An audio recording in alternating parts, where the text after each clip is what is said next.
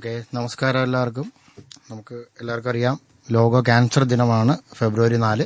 അപ്പം അതിനോട് മുന്നോടിയായിട്ട് നമ്മൾ കുറേ പ്രോഗ്രാം ചെയ്യുന്നുണ്ട്. അത് ആദ്യത്തെ programme phone and live programme. അതിൽ നമുക്ക് വന്നിട്ടുള്ള ഡോക്ടർ ശരണ്യ ആണ്, RMO ഗവൺമെന്റ് വിക്ടോറിയ ഹോസ്പിറ്റൽ. അതുപോലെ തന്നെ കാരിത്താസ് ഇന്ത്യ സപ്പോർട്ട് ചെയ്യുന്ന ആശാകിരണം എന്ന് പറഞ്ഞ ക്യാൻസർ കെയർ പ്രോജക്റ്റാണ് QSS നടപ്പിലാക്കിക്കൊണ്ടിരിക്കുന്നത്.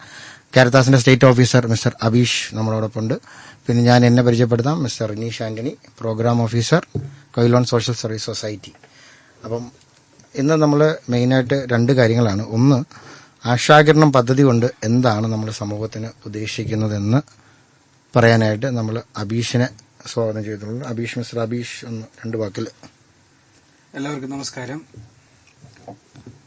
റിനീഷ് സൂചിപ്പിച്ചതുപോലെ ഞാൻ അബീഷ് ആന്റണി, ഭാരത കത്തോലിക്ക സഭയുടെ ഔദ്യോഗികമായിട്ടുള്ള സാമൂഹ്യ സേവന പ്രവർത്തന ഭാഗമായ കാരിത്താസ് ഇന്ത്യയുടെ കേരള സ്റ്റേറ്റിന്റെ പ്രോഗ്രാം ഇൻചാർജായി ഞാൻ സേവനം ചെയ്തു വരികയാണ് കഴിഞ്ഞൊരു 3 വർഷത്തോളമായി. കാരിത്താസ് ഇന്ത്യ ഭാരതത്തിലുള്ള കത്തോലിക്ക സഭയുടെ മെത്രാൻ സംഘത്തിന്റെ ഔദ്യോഗികമായിട്ടുള്ള സാമൂഹ്യ പ്രവർത്തന വിഭാഗമാണ്. ഭാരതത്തിലുള്ള എല്ലാ സ്റ്റേറ്റുകളിലും കാരിത്താസ് ഇന്ത്യയുടെ പ്രസൻസ് ഉണ്ട്. ഓരോ സ്റ്റേറ്റുകളിലും അവരുടേതായിട്ടുള്ള പ്രവർത്തനങ്ങളിലേക്ക്, ആവശ്യങ്ങളിലേക്ക് ഇറങ്ങിച്ചെന്നുകൊണ്ട് ജനങ്ങളോടൊപ്പം ചേർന്ന് നിന്ന് പ്രവർത്തിക്കുന്ന ഒരു സംഘടനയാണ് കാരിത്താസ് ഇന്ത്യ. കാരിത്താസ് ഇന്ത്യയുടെ കേരളത്തിലുള്ള 2 മേജറായിട്ടുള്ള ക്യാമ്പയിനുകളാണ് ആശാകിരണം ക്യാൻസർ കെയർ ക്യാമ്പയിനും അതുപോലെ തന്നെ സജീവം എന്ന് പറയുന്ന ഒരു ലഹരി വിമുക്ത ഒരു ക്യാമ്പയിനും. 2014 കാരിത്താസ് ഇന്ത്യ കേരളത്തിലെ ആശാകിരണം ക്യാൻസർ സുരക്ഷാ യജ്ഞം എന്ന് പറയുന്ന ഒരു ക്യാമ്പയിൻ തുടങ്ങിയത്. നമുക്കെല്ലാവർക്കും അറിയാം, 2001, 2004, 2005 ഈ കാലഘട്ടത്തിലെല്ലാം പ്രത്യേകിച്ച് ക്യാൻസർ എന്ന് പറയുന്ന ഈ വലിയ ഒരു രോഗം കേരളത്തിൽ കൂടുതലായിട്ട് കണ്ടുവരുന്നൊരു സാഹചര്യമായിരുന്നു. പ്രത്യേകിച്ച് ഓരോ ദിവസവും 100-ൽ കൂടുതലായിട്ട് പുതിയതായിട്ടുള്ള ക്യാൻസർ രോഗികൾ ഓരോ ദിവസം തന്നെ ഉണ്ടായി വരുന്ന സാഹചര്യമായിരുന്നു. ഈ ഒരു സാഹചര്യത്തിൽ എങ്ങനെ കേരളത്തിന്റെ ആരോഗ്യം എങ്ങനെ ജനങ്ങളിലേക്ക് നല്ലൊരു ആരോഗ്യാവസ്ഥയിലേക്ക് എങ്ങനെ കൊണ്ടുവരാം എന്നുള്ളൊരു ചർച്ചയുടെ അടിസ്ഥാനത്തിലാണ് കത്തോലിക്ക സഭയുടെ അന്ന് നേതൃത്വത്തിലുണ്ടായിരുന്ന പിതാക്കന്മാരുടെ ഒരു ഡിസ്കഷന്റെ വെളിച്ചത്തിലാണ് ആശാകിരണം ക്യാൻസർ സുരക്ഷാ യജ്ഞം എന്ന് പറയുന്ന ഒരു ക്യാമ്പയിൻ മോഡല് നമുക്കിവിടെ ഒന്ന് ഇൻട്രൊഡ്യൂസ് ചെയ്യാം എന്നുള്ളൊരു തീരുമാനത്തിലെത്തിയത്. 2014 മാർച്ച് മാസം 8-ാം തീയതിയാണ് ഈ ഒരു ക്യാമ്പയിൻ നമ്മൾ തുടങ്ങിയത്. മേജർലി നമുക്ക് 4 പ്രവർത്തന മേഖലകളാണ് ആശാകിരണത്തിനുള്ളത്. ആദ്യത്തെ എന്ന് പറയുന്നത് നമുക്ക് എല്ലാവർക്കും അറിയാം, ക്യാൻസർ വരാതിരിക്കാനായിട്ടുള്ള പ്രയത്നങ്ങളാണ് ആദ്യത്തെ ഒരു മേഖല. അതിനകത്ത് നമുക്ക് മാസീവായിട്ടുള്ള അവയർനെസ് പ്രോഗ്രാംസുകൾ നമ്മൾ കൊടുക്കുന്നുണ്ട്. അതുപോലെ തന്നെ നമ്മൾ ഏർലി ഡിറ്റക്ഷൻ ക്യാമ്പുകൾ ഓർഗനൈസ് ചെയ്യുന്നുണ്ട്. അത് ഓരോ രൂപത സൊസൈറ്റികളോടുമായി സഹകരിച്ച് നിൽക്കുന്ന മെഡിക്കൽ സെന്ററുകളും ഹോസ്പിറ്റലുകളുമായിട്ട് കണക്ട് ചെയ്തുകൊണ്ട് ക്യാൻസറിനെ നേരത്തെ കണ്ടുപിടിക്കാനായിട്ടുള്ള ക്യാൻസർ നിർണയ ക്യാമ്പുകൾ നടത്തി വരുന്നു. പിന്നെ അതുപോലെ തന്നെ ഓർഗാനിക് ഫാമിങ്ങിന്റെ പ്രൊമോഷൻസ്, അത് വീടുകളിലാണെങ്കിലും അടുക്കളത്തോട്ടങ്ങളും പച്ചക്കറി തോട്ടങ്ങളൊക്കെ ഉണ്ടാക്കുന്നതിന് വേണ്ടിയിട്ട് അതിനെ പ്രൊമോട്ട് ചെയ്യുന്ന രീതിയിലുള്ള പ്രവർത്തനങ്ങൾ, അതൊക്കെയാണ് ഈ അവയർനെസ്സും അതുപോലെ തന്നെ ഈ പ്രിവെൻഷൻ ആക്ടിവിറ്റീസിലേക്ക് വരിക. പിന്നീട് നമ്മൾ വരുന്ന ഒരു തലം എന്ന് പറയുന്നത് പേഷ്യൻസ് കെയർ ആണ്.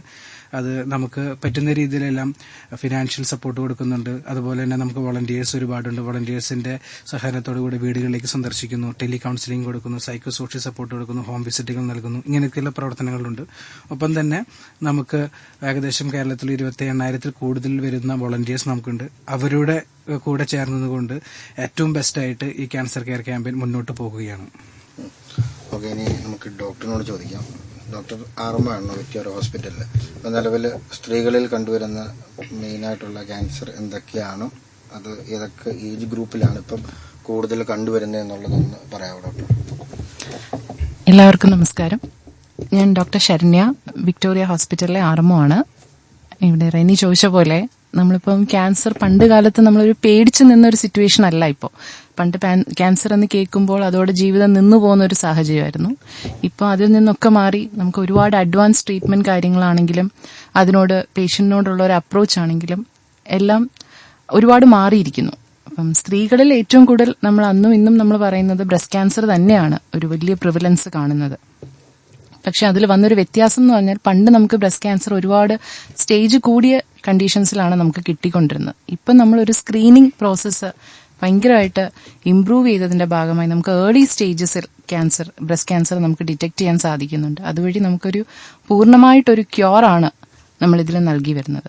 അതുപോലെ തന്നെ സെർവൈക്കൽ ക്യാൻസർ, യൂട്രസിന്റെ നമ്മുടെ ഏറ്റവും താഴെ ഭാഗത്ത് വരുന്ന സെർവൈക്കൽ റീജിയനിൽ വരുന്ന ഒരു ക്യാൻസർ, അതിലും ഒരുപാട് മാറ്റങ്ങൾ ഇപ്പോൾ സംഭവിച്ചിട്ടുണ്ട്. നമുക്ക് HPV വാക്സിൻ ഇപ്പോൾ അവൈലബിൾ ആണ് ടീനേജ് ഗ്രൂപ്പ്സിന് എടുക്കാനായിട്ട്. അതുപോലെ തന്നെ പാപ്സ്മിയർ പോലുള്ള ടെസ്റ്റുകൾ ഇപ്പോൾ വന്നിട്ടുണ്ട്. വളരെ ഏർലി ആയിട്ട് നമുക്ക് ഈ ഒരു സെർവിക്കൽ ക്യാൻസർ ഡിറ്റക്ട് ചെയ്യാൻ സാധിക്കും. ഇത് രണ്ടുമാണ് സ്ത്രീകളിൽ ഇപ്പോഴും മുമ്പിൽ നിൽക്കുന്ന ക്യാൻസറുകൾ. അതുപോലെ ഈ വർഷത്തെ theme close the care gap, 3 വർഷമായിട്ട് ക്ലോസ് ദ കെയർ ഗ്യാപ്പ് എന്നുള്ള തീമാണ് നമ്മൾ ഫോളോ ചെയ്യുന്നത്.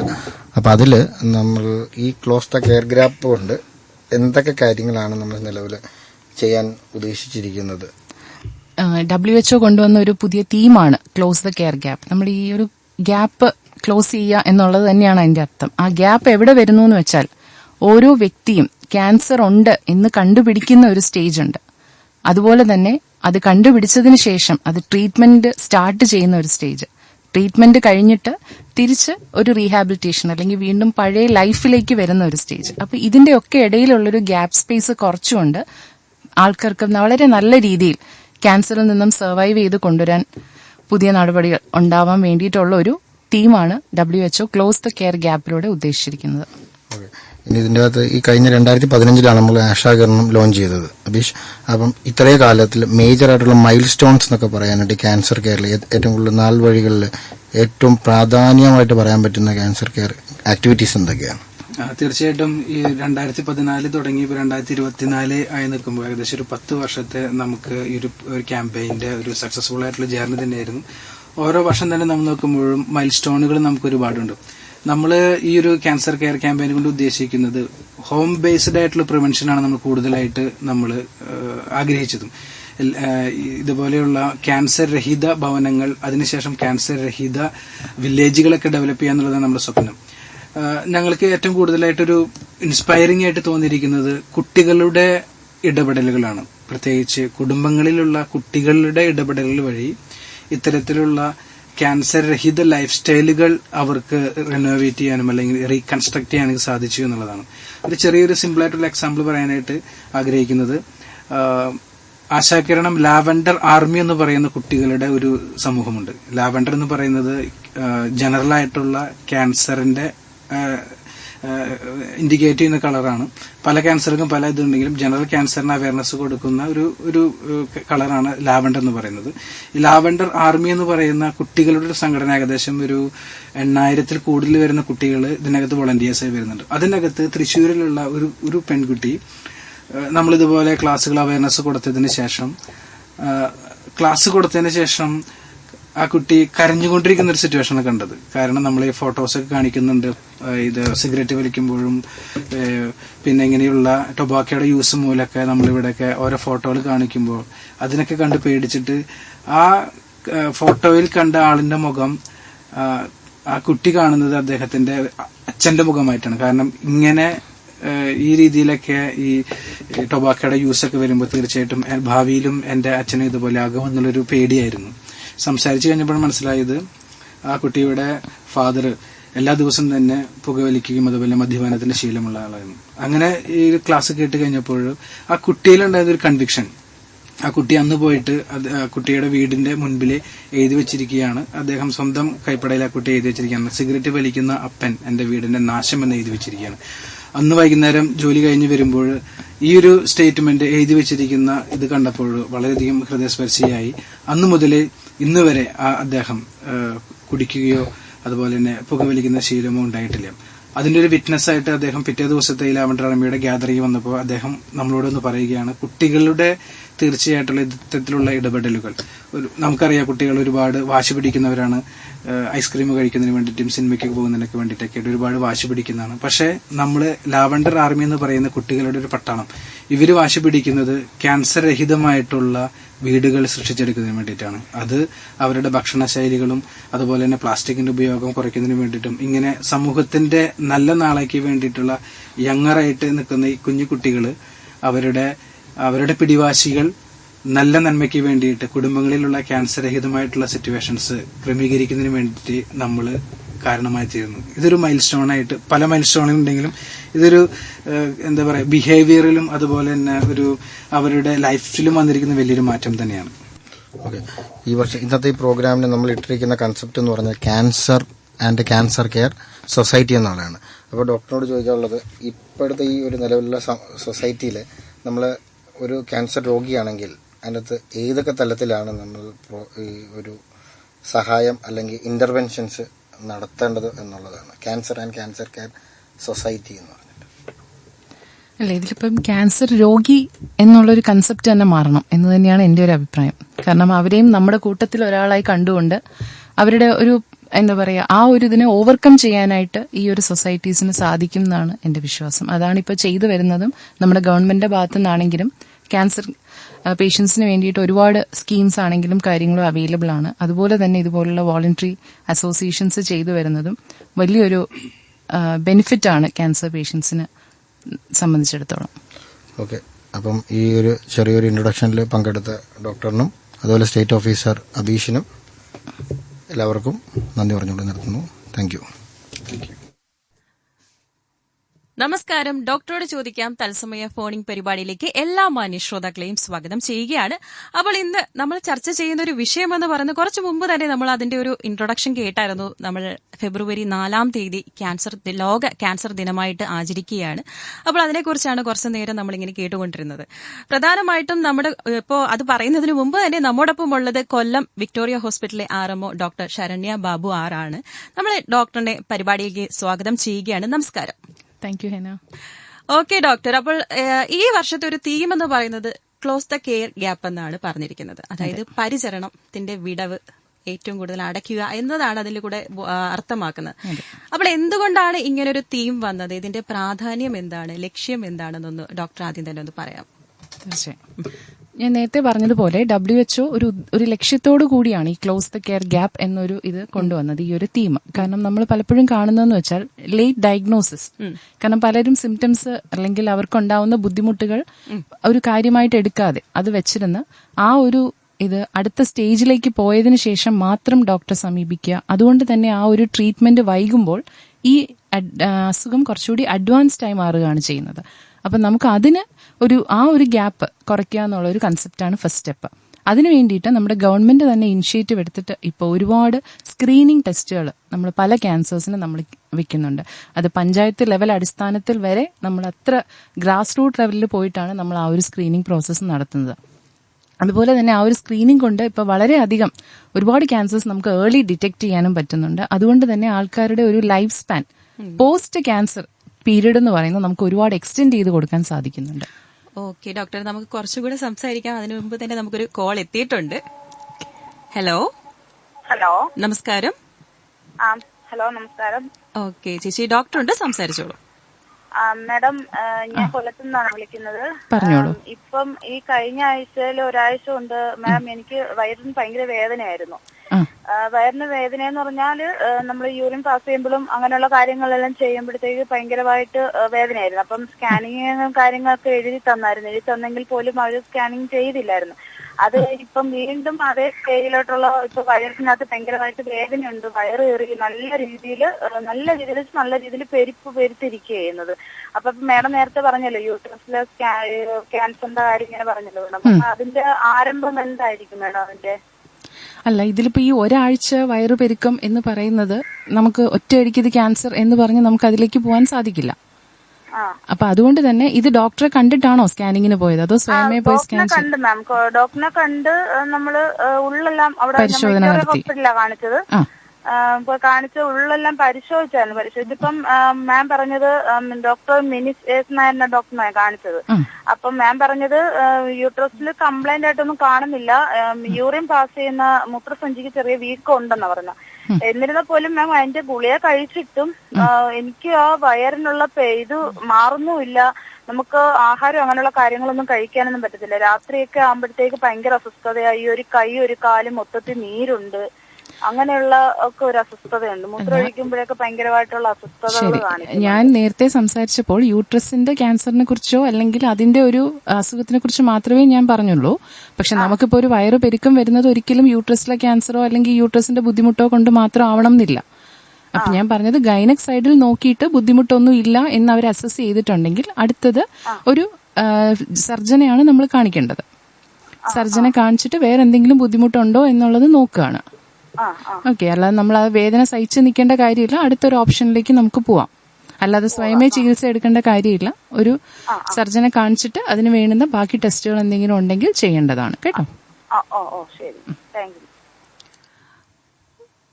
ഓക്കെ ചേച്ചി, വിളിച്ചതിൽ സന്തോഷം. അപ്പോൾ ഇതില് ഇപ്പൊ ഈ ഒരു മാഡം ചോദിച്ച പോലെ ഈ വയറിന്റെ ഒരു ബുദ്ധിമുട്ട് പറയുന്നു. അപ്പൊ നമ്മള് എല്ലാ വേദനകളും ക്യാൻസർ എന്നല്ല, പക്ഷെ നമ്മുടെ ഒരു ഉത്തരവാദിത്തം അവരവരുടെ ആരോഗ്യത്തിനെ കുറിച്ച് കൺസേൺഡ് ആയിരിക്കണം. അപ്പൊ അത് വേറെ എന്താണെന്നുള്ളതൊരു ഡയഗ്നോസിസ് നമ്മൾ എത്താൻ ശ്രമിക്കണം. അപ്പൊ ഇപ്പൊ ഒരു ഗൈനക് സൈറ്റിൽ കണ്ടു, അതിൽ കുഴപ്പമില്ലെങ്കിൽ അടുത്തത് എന്താണ് എന്നുള്ളത് നമ്മൾ നോക്കി അതിന്റെ ട്രീറ്റ്മെന്റിലേക്ക് പോകുക എന്നുള്ളതാണ്.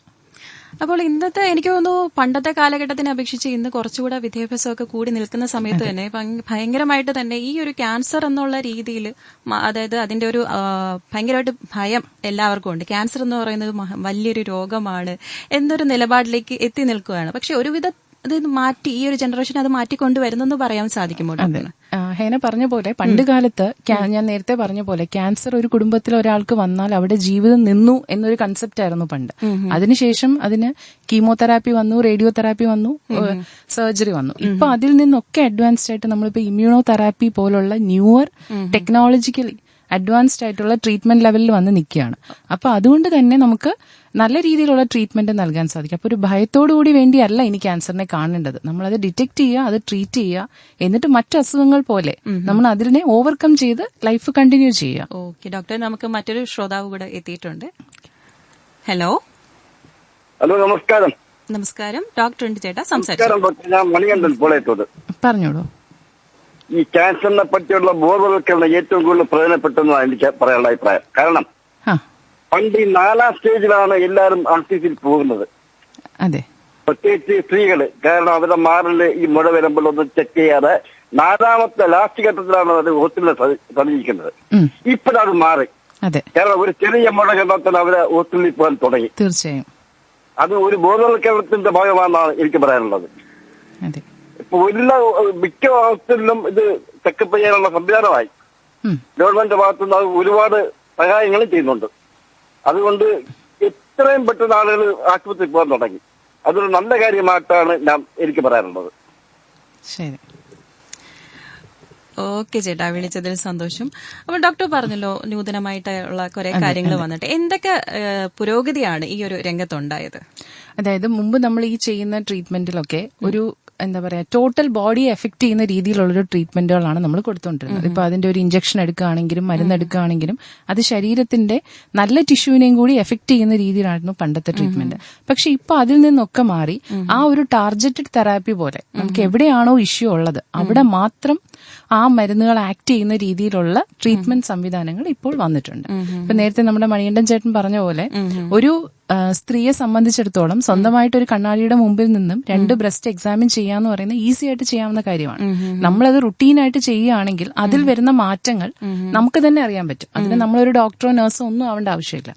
അപ്പൊ നമ്മളൊരു തടിപ്പ് കണ്ടാൽ എത്രയും പെട്ടെന്ന് അത് ഡോക്ടറെ അടുത്ത് എത്തുക. ചിലപ്പോൾ അതൊന്നും ഉണ്ടാവില്ല, വെറുതെ ഒരു കല്ലിപ്പ് മാത്രമായിരിക്കും. എങ്കിൽ പോലും നമ്മളൊരു ഒപ്പീനിയൻ എടുത്തതിന് ശേഷം മാത്രമേ അത് നെഗ്ലക്ട് ചെയ്യാൻ പാടുള്ളൂ. അപ്പോൾ കേട്ടുകൊണ്ടിരിക്കുന്ന ഡോക്ടറോട് ചോദിക്കാം തത്സമയ ഫോണിംഗ് പരിപാടിയാണ്. ശ്രോതാക്കൾക്ക് വിളിക്കേണ്ട നമ്പർ 0474293111 എന്ന നമ്പറിലേക്കാണ്. അപ്പോൾ ഡോക്ടർ, നമ്മുടെ തീം എന്ന് പറയുന്നത് ക്ലോസ് ദ കെയർ ഗ്യാപ്പ് എന്നാണ്. അപ്പോൾ ഈ ഒരു തീമിനെ ചുറ്റി തന്നെ അതായത് പരിചരണത്തിന് എത്രത്തോളം വെല്ലുവിളികളാണ് നേരിടുന്നത്? അതെ, നമുക്ക് ഒരു വലിയൊരു ഫാക്ടർ നമ്മൾ പറയാനുള്ളത് ഈ ന്യൂവർ ഇത്രയൊക്കെ ട്രീറ്റ്മെന്റുകൾ പുതിയത് വന്നു എന്ന് പറയുമ്പോഴും ഇതിന്റെ ഒരു ചെലവ് അതൊരു വലിയൊരു നമ്മളെപ്പോഴും ഫേസ് ചെയ്യുന്ന ഒരു ഡിഫിക്കൽട്ടിയാണ്. ഇമ്മ്യൂണോ തെറാപ്പി എന്നൊക്കെ പറയുമ്പോഴത്തേക്ക് അത്യാവശ്യം നല്ല കോസ്റ്റ്ലി കാര്യങ്ങളാണ്.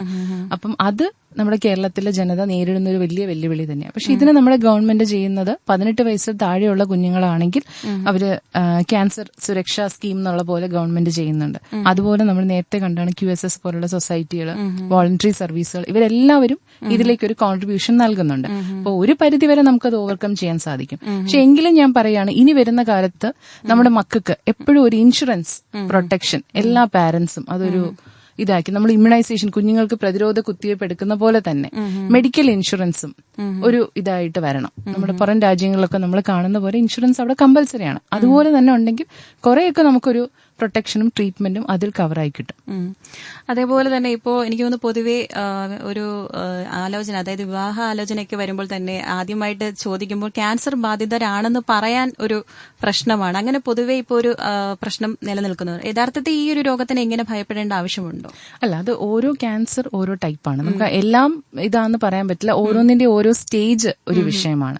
പക്ഷെ എങ്കിലും ഞാൻ പറയട്ടെ, നമ്മൾ കല്യാണം എന്ന് പറയുമ്പോൾ അതൊരു എന്താ പറയാ, എപ്പോഴും ഒരു സപ്പോർട്ടിംഗ് പാർട്ട്ണറിനെയാണ് നമുക്ക് വേണ്ടത്. അപ്പൊ നാച്ചുറലി അത് കണ്ട് പേടിച്ച് ഓടുന്ന ഒരാളെ ഒളിച്ചു വെച്ച് കല്യാണം കഴിപ്പിച്ചാൽ അത് ഭാവിയിലും അത് ഇഷ്യൂയിലേക്ക് തന്നെ പോകും. പക്ഷെ വളരെ വൈകാതെ തന്നെ എനിക്ക് തോന്നുന്നു ഇതൊരു ഓപ്പൺ മൈൻഡായിട്ട് അക്സെപ്റ്റ് ചെയ്യുന്ന ന്യൂവർ ജനറേഷൻ ഉണ്ടാവുന്നു തന്നെയാണ്. എനിക്ക് തോന്നുന്നു അങ്ങനെ ഉണ്ട്. ഇപ്പോഴുള്ള ജനറേഷൻ കുറെ കൂടെ ചിന്തിക്കുന്നത് കൊണ്ട് കുഴപ്പമില്ല. പ്രോപ്പറായിട്ട് ഇപ്പൊ ഒരിക്കൽ ക്യാൻസർ വന്നു പോയി അത് പ്രോപ്പറായിട്ട് ഒരു ഫോളോ അപ്പ് ചെയ്യുക, വർഷത്തിൽ ഒരിക്കലുള്ള ഒരു സ്ക്രീനിങ് ചെക്കപ്സ് കണ്ടിന്യൂ ചെയ്യുക. അങ്ങനെയാണെങ്കിൽ നമുക്ക് ഒരു പരിധി വരെ നല്ല രീതിയിൽ അത് കൺട്രോൾ ചെയ്ത് കൊണ്ടുപോകാൻ സാധിക്കും. കുടുംബത്തിന്റെ സപ്പോർട്ട് എങ്ങനെ കൊണ്ടുവരണമെന്നാണ്? തീർച്ചയായും കുടുംബത്തിന്റെ മാത്രമല്ല, കുടുംബത്തിനും സുഹൃത്തുക്കൾക്കും എല്ലാം ഒരു പങ്കുണ്ട്. നമ്മൾ ഒരു ക്യാൻസർ കണ്ടുപിടിച്ചു എന്ന് അറിയുമ്പോൾ അവിടെ പോയി അദ്ദേഹത്തിന്റെ കൂടെ ഇരുന്ന് കരഞ്ഞിട്ട് കാര്യമില്ല. അദ്ദേഹത്തിന്റെ കൈ പിടിച്ച് വാ നമുക്ക് നോക്കാം, അല്ലെ, ഇത് മറ്റ് അസുഖങ്ങൾ പോലെ നമുക്ക് ഇതിനും ട്രീറ്റ്മെന്റ് എടുത്തുകൊണ്ട് പോവാം, ഞങ്ങൾ സപ്പോർട്ട് ചെയ്യാം എന്നുള്ള രീതിയിൽ ഒരു ചിരിച്ച മുഖത്തോടുകൂടി ഫാമിലി ആയാലും ഫ്രണ്ട്സ് ആയാലും അപ്രോച്ച് ചെയ്താൽ അവരുടെ പാതി ടെൻഷൻ അവിടെ തീരും. ഒരു പോസിറ്റീവ് മൈൻഡ് കൊണ്ട് നമുക്ക് അസുഖം മാറുമെന്ന് ഞാൻ പറയുന്നില്ല. പക്ഷെ എങ്കിലും അതിന്റെ ഒരു സൈഡ് എഫക്ട്സ് കുറയ്ക്കാനും നമുക്കൊരു വെൽബീയിങ്ങിനും വേണ്ടിയിട്ട് എപ്പോഴും ഒരു പോസിറ്റീവ് മൈൻഡ് ഉള്ളവര് കൂടെ നിർത്തുന്നതാണ് എപ്പോഴും നല്ലത്. ഒരിക്കലും സഹതാപം കാണിക്കുന്നവരെ ക്യാൻസർ പേഷ്യൻസ് കൂടെ നിർത്തരുതെന്ന് ഞാൻ പറയും. നല്ല പോസിറ്റീവായിട്ട് ജോവിയലായിട്ട് ഇരിക്കുന്ന ആൾക്കാരെ കൂടെ നിർത്തുക. കൂടുതലും പോസിറ്റീവായിട്ടുള്ള കാര്യങ്ങളിലെ ഒരു മനോഭാവം നമുക്ക് അതിന്റെ ഒരു പ്രധാന ഘടകമാണെന്ന് തന്നെ പറയാം. തീർച്ചയായിട്ടും. അങ്ങനെ ഒരു ഘടകത്തിനോട് പറയുമ്പോൾ എന്തെല്ലാം ഘടകങ്ങളാണ് പ്രധാനമായിട്ടും ക്യാൻസറുമായിട്ട് ബന്ധപ്പെട്ട് നിൽക്കുന്നത്? അല്ല, മെയിനായിട്ട് നമ്മൾ ഇപ്പൊ പറയുന്നത് നമ്മുടെ ജീവിതശൈലി രോഗങ്ങൾ, അത് ക്യാൻസറിനെ ഭയങ്കരമായിട്ട്, ജീവിതശൈലി രോഗം കൊണ്ട് ക്യാൻസർ വരുന്നല്ല, ക്യാൻസറിലുള്ള ഒരു റിസ്ക് കൂട്ടാൻ ഈ ജീവിതശൈലി രോഗങ്ങൾ കൊണ്ട് സാധിക്കുന്നുണ്ട്. അതുപോലെ തന്നെ നമ്മളിപ്പോ ഒരു എന്താ പറയാ, നമ്മുടെ ഭക്ഷണ രീതികളിൽ നമ്മൾ കുറെയൊക്കെ വെസ്റ്റേൺ കാര്യങ്ങൾ അഡോപ്റ്റ് ചെയ്ത് വരികയാണ്. അതെ, അപ്പൊ നോൺ വെജ് കഴിക്കുന്നതാണെങ്കിലും വെസ്റ്റേൺ ആൾക്കാർ കഴിക്കുന്നു, നമ്മളും കഴിക്കുന്നു. പക്ഷെ നമ്മൾ മനസ്സിലാക്കേണ്ട ഒരു കാര്യം, അവരുടെ ഒരു പ്ലേറ്റിന്റെ കാൽഭാഗം നോൺ വെജ് ആണെങ്കിൽ ബാക്കി മൊത്തം പച്ചക്കറിയും ഫ്രൂട്ട്സും ഇലക്കറികളും ആയിരിക്കും. നമ്മൾ അതിന് പകരം എടുക്കുന്നത് മൈദയാണ്, അല്ലെ, പൊറോട്ടയാണ്. അപ്പം തീർച്ചയായിട്ടും അത് ഒരു ബാലൻസ്ഡ് ഡയറ്റ്, അതൊരു വലിയ, നമ്മളൊരു കാര്യം ഒരു ആളിൽ നിന്ന് ഇത് ചെയ്യുമ്പോൾ അതിന്റെ കംപ്ലീറ്റ് സെൻസിൽ നമ്മൾ ഉൾക്കൊണ്ടുകൊണ്ട് ചെയ്യാം. അതുപോലെ തന്നെയാണ് നമ്മുടെ ഈ ഒരു എക്സസൈസ് വളരെ ഇമ്പോർട്ടന്റ് ആണ്. അത് ഈ പറഞ്ഞ വല്ലപ്പോഴും മാത്രം 1 മണിക്കൂറോ 2 മണിക്കൂറോ ചെയ്യുന്നതിലല്ല കാര്യം. ഡെയിലി ഒരു 15 മിനിറ്റ് ആയിക്കോട്ടെ, പക്ഷെ ആ ഒരു 15 മിനിറ്റ് നമ്മൾ ഫിക്സ്ഡ് ആയിട്ട് അതിനു വേണ്ടി മാറ്റി വെക്കുക. നമ്മളിപ്പോ രാവിലെ എണീക്കുന്നു, ബ്രഷ് ചെയ്യുന്നു, കുളിക്കുന്നു, ബ്രേക്ക്ഫാസ്റ്റ് കഴിക്കുന്നു, അത് ആരും പറയാതെ നമ്മൾ ചെയ്യുന്ന കാര്യങ്ങളാണ്.